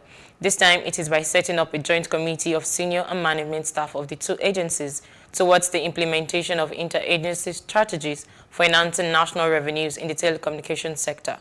The NCC Executive Commissioner, Stakeholder Management, Adeleke Adewolu, inaugurated the 17-member committee on behalf of the Commission's Executive Vice Chairman, Professor Umar Dambata, and Executive Chairman of the FIRS, Mohammed Nami, at the NCC's board in Abuja.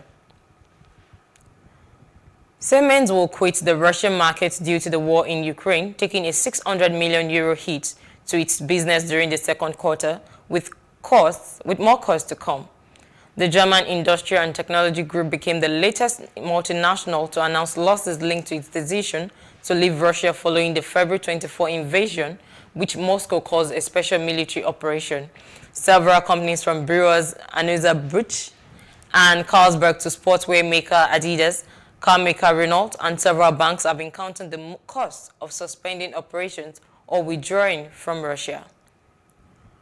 Russia's second largest oil producer, Lukoil, will buy Shell's Russian retail and lubricants businesses as the British oil major moves ahead with its exit from the country following its Ukraine invasion. In a statement, Shell said the deal includes 411 retail stations, mainly located in the central and northwestern regions of Russia, and the Tozok lubricants blending plant. Neither Shell nor Lukoil should not comment on the value of the deal, which still requires the approval of Russia's anti-monopoly authorities. Oil prices dropped more than 2% on Thursday in a volatile week as recession fears dogged global financial market, outweighing supply concerns and geopolitical tensions in Europe. Brent crude was down $2.26 or 2.1% to $105.25 a barrel at 0903 GMT. The WTI crude fell $2.45 or 2.3% to $103.26 a barrel. Oil prices are under pressure this week, along with global financial market and jitters over rising interest rates, the strongest US dollar in 2 decades, concerns over inflation and possible recession. And that's it in business. The news continues. I am Khadija Tapalugu.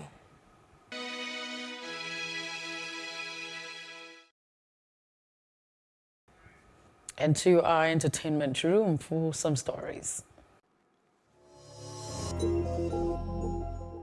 Stevie Wonder sounded the alarm about deteriorating civil rights in America. The Grammy winner gave an impassioned speech in defense of civil rights while being honored with the Icon Award during the NAACP Legal Defense Fund's 34th National Equal Justice Awards dinner.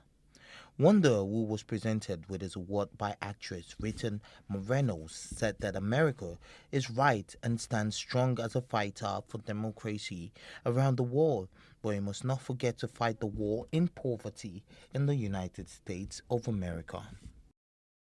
A member of the punk group Pussy Riot, Maria Alyokina, who has long protested Russian President Vladimir Putin's regime, said she escaped the country disguised as a food courier. She said that though she once refused to leave the country despite multiple arrests and periods of imprisonment, she finally left. The Russian authorities said she'd served time in a penal colony. She had been under effective house arrest after having been arrested several times over the last decade for a performance with Pussy Riot. Naomi Judd's memorial service will be televised during an ad-free broadcast to honor an immense impact with help from a widower, Larry Strickland, and her 2 adult daughters, actress Ashley Judd and country singer Wynonna Judd. According to the producers from the network, the special will celebrate a timeless voice, unforgettable spirit, and the immense impact she left on the genre through the best form of healing music. Naomi passed away at the age of 76 in April 2021 after an extended struggle with her mental health. The official trailer for Disney's original film on Giannis Antetokounmpo's life and family, Rise, has launched nearly a month to its release. The new visuals offers a first look into the title, headed straight to streaming via Disney Plus on June 24th. Production for the Akio Motosho directed film kicked off last year, with Disney announcing in October that Giannis would serve as executive producer for the Benny Goldman produced title. Gunner has now joined Young Thug behind bars as the college Park-born star turned himself into police as he was named among 28 people associated with YSL who were charged in a 56-count Racketeer Influenced and Corrupt Organizations Act indictment. He surrendered to authorities in Fulton County and has been charged with 1 count of conspiring to violate RICO. The conspiracy charge stems from an alleged incident that occurred in January the 24th, 2013, while the gang charge is connected to an alleged offense from May 12, 2018. And sports news is up next.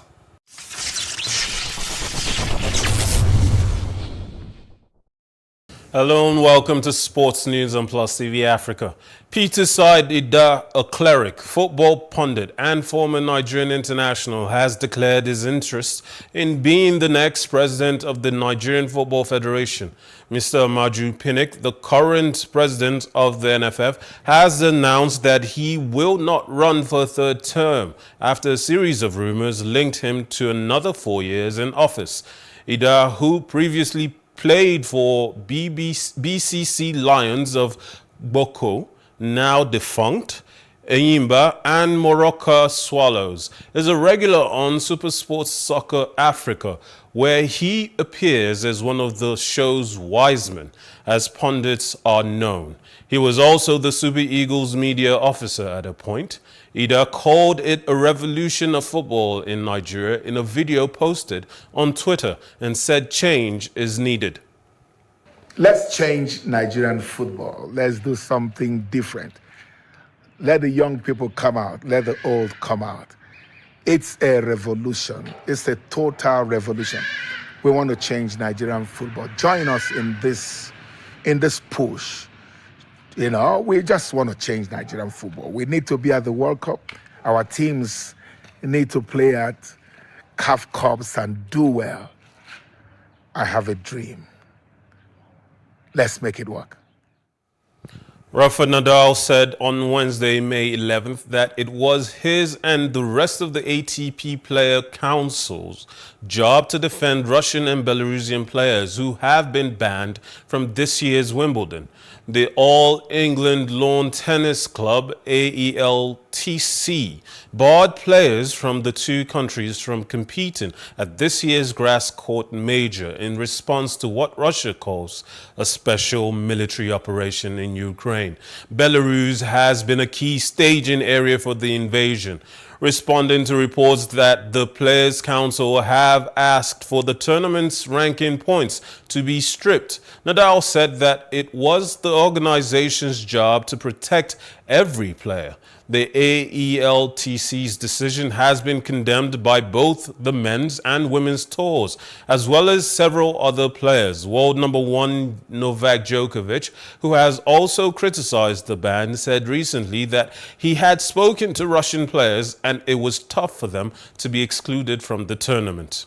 There are some private conversations on the council about this kind of stuff, something that I think it's not good to go public. The only thing that we can do is be in touch with Wimbledon and with the rest of the ATP management to do the things that works better to protect every single player in the ATP. That's at the end, that's our job, to protect the players and to work in the benefit of every single player that we are representing. The Memphis Grizzlies fought off elimination to reduce the Eastern Conference semifinal series deficit to 3-2 with a convincing 134-95 victory over the Golden State Warriors. All-star guard Ja Morant is unlikely to feature again in the playoffs due to injury after missing Game 4, but the Memphis outfit clearly didn't miss their star man, as Jaren Jackson Jr., Desmond Bane, and Tyus Jones all posted 21 on the board as the Grizzlies shared the scoring round. They'll have to do it all again in San Francisco come Friday, though, where the Warriors have won 5 straight playoff games and their last 7 overall. Soft bounce early. He was 0 of 7 from three-point territory. Jackson puts it in. A 3 for Jaren Jackson Jr. But not finish it. Another opportunity. Knocked out of there. Curry gets his hands on it. And the low dribble by Curry. They'll wait for his teammates. Now step back. Splash! And knock it in. They've missed their last 5 shots. Poole. Ricochet. Thompson. Bottom. Klay Thompson is feeling it. 4 game. Anderson. Oh, what a set! Clark on the rack attack. Trying to get his way to the rim. Follow is good. It's Clark. He's been for Brandon Clark. Poole stripped to the ball, trying to swallow it up. And Golden State controls. Look ahead. Thompson the catch. And that's all the sports news we have for you for now. Join us next time. My name is Mikhail Tinubu. Have a wonderful night.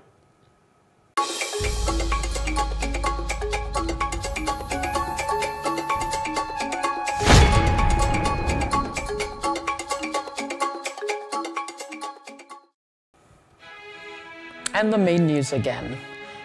Female student killed, burnt in Sokoto over alleged blasphemy as police arrest 2 over act.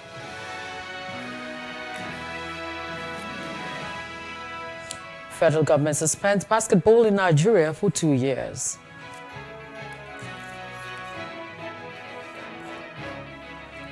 Alleged senior leader of 1994 genocide in Rwanda confirmed dead.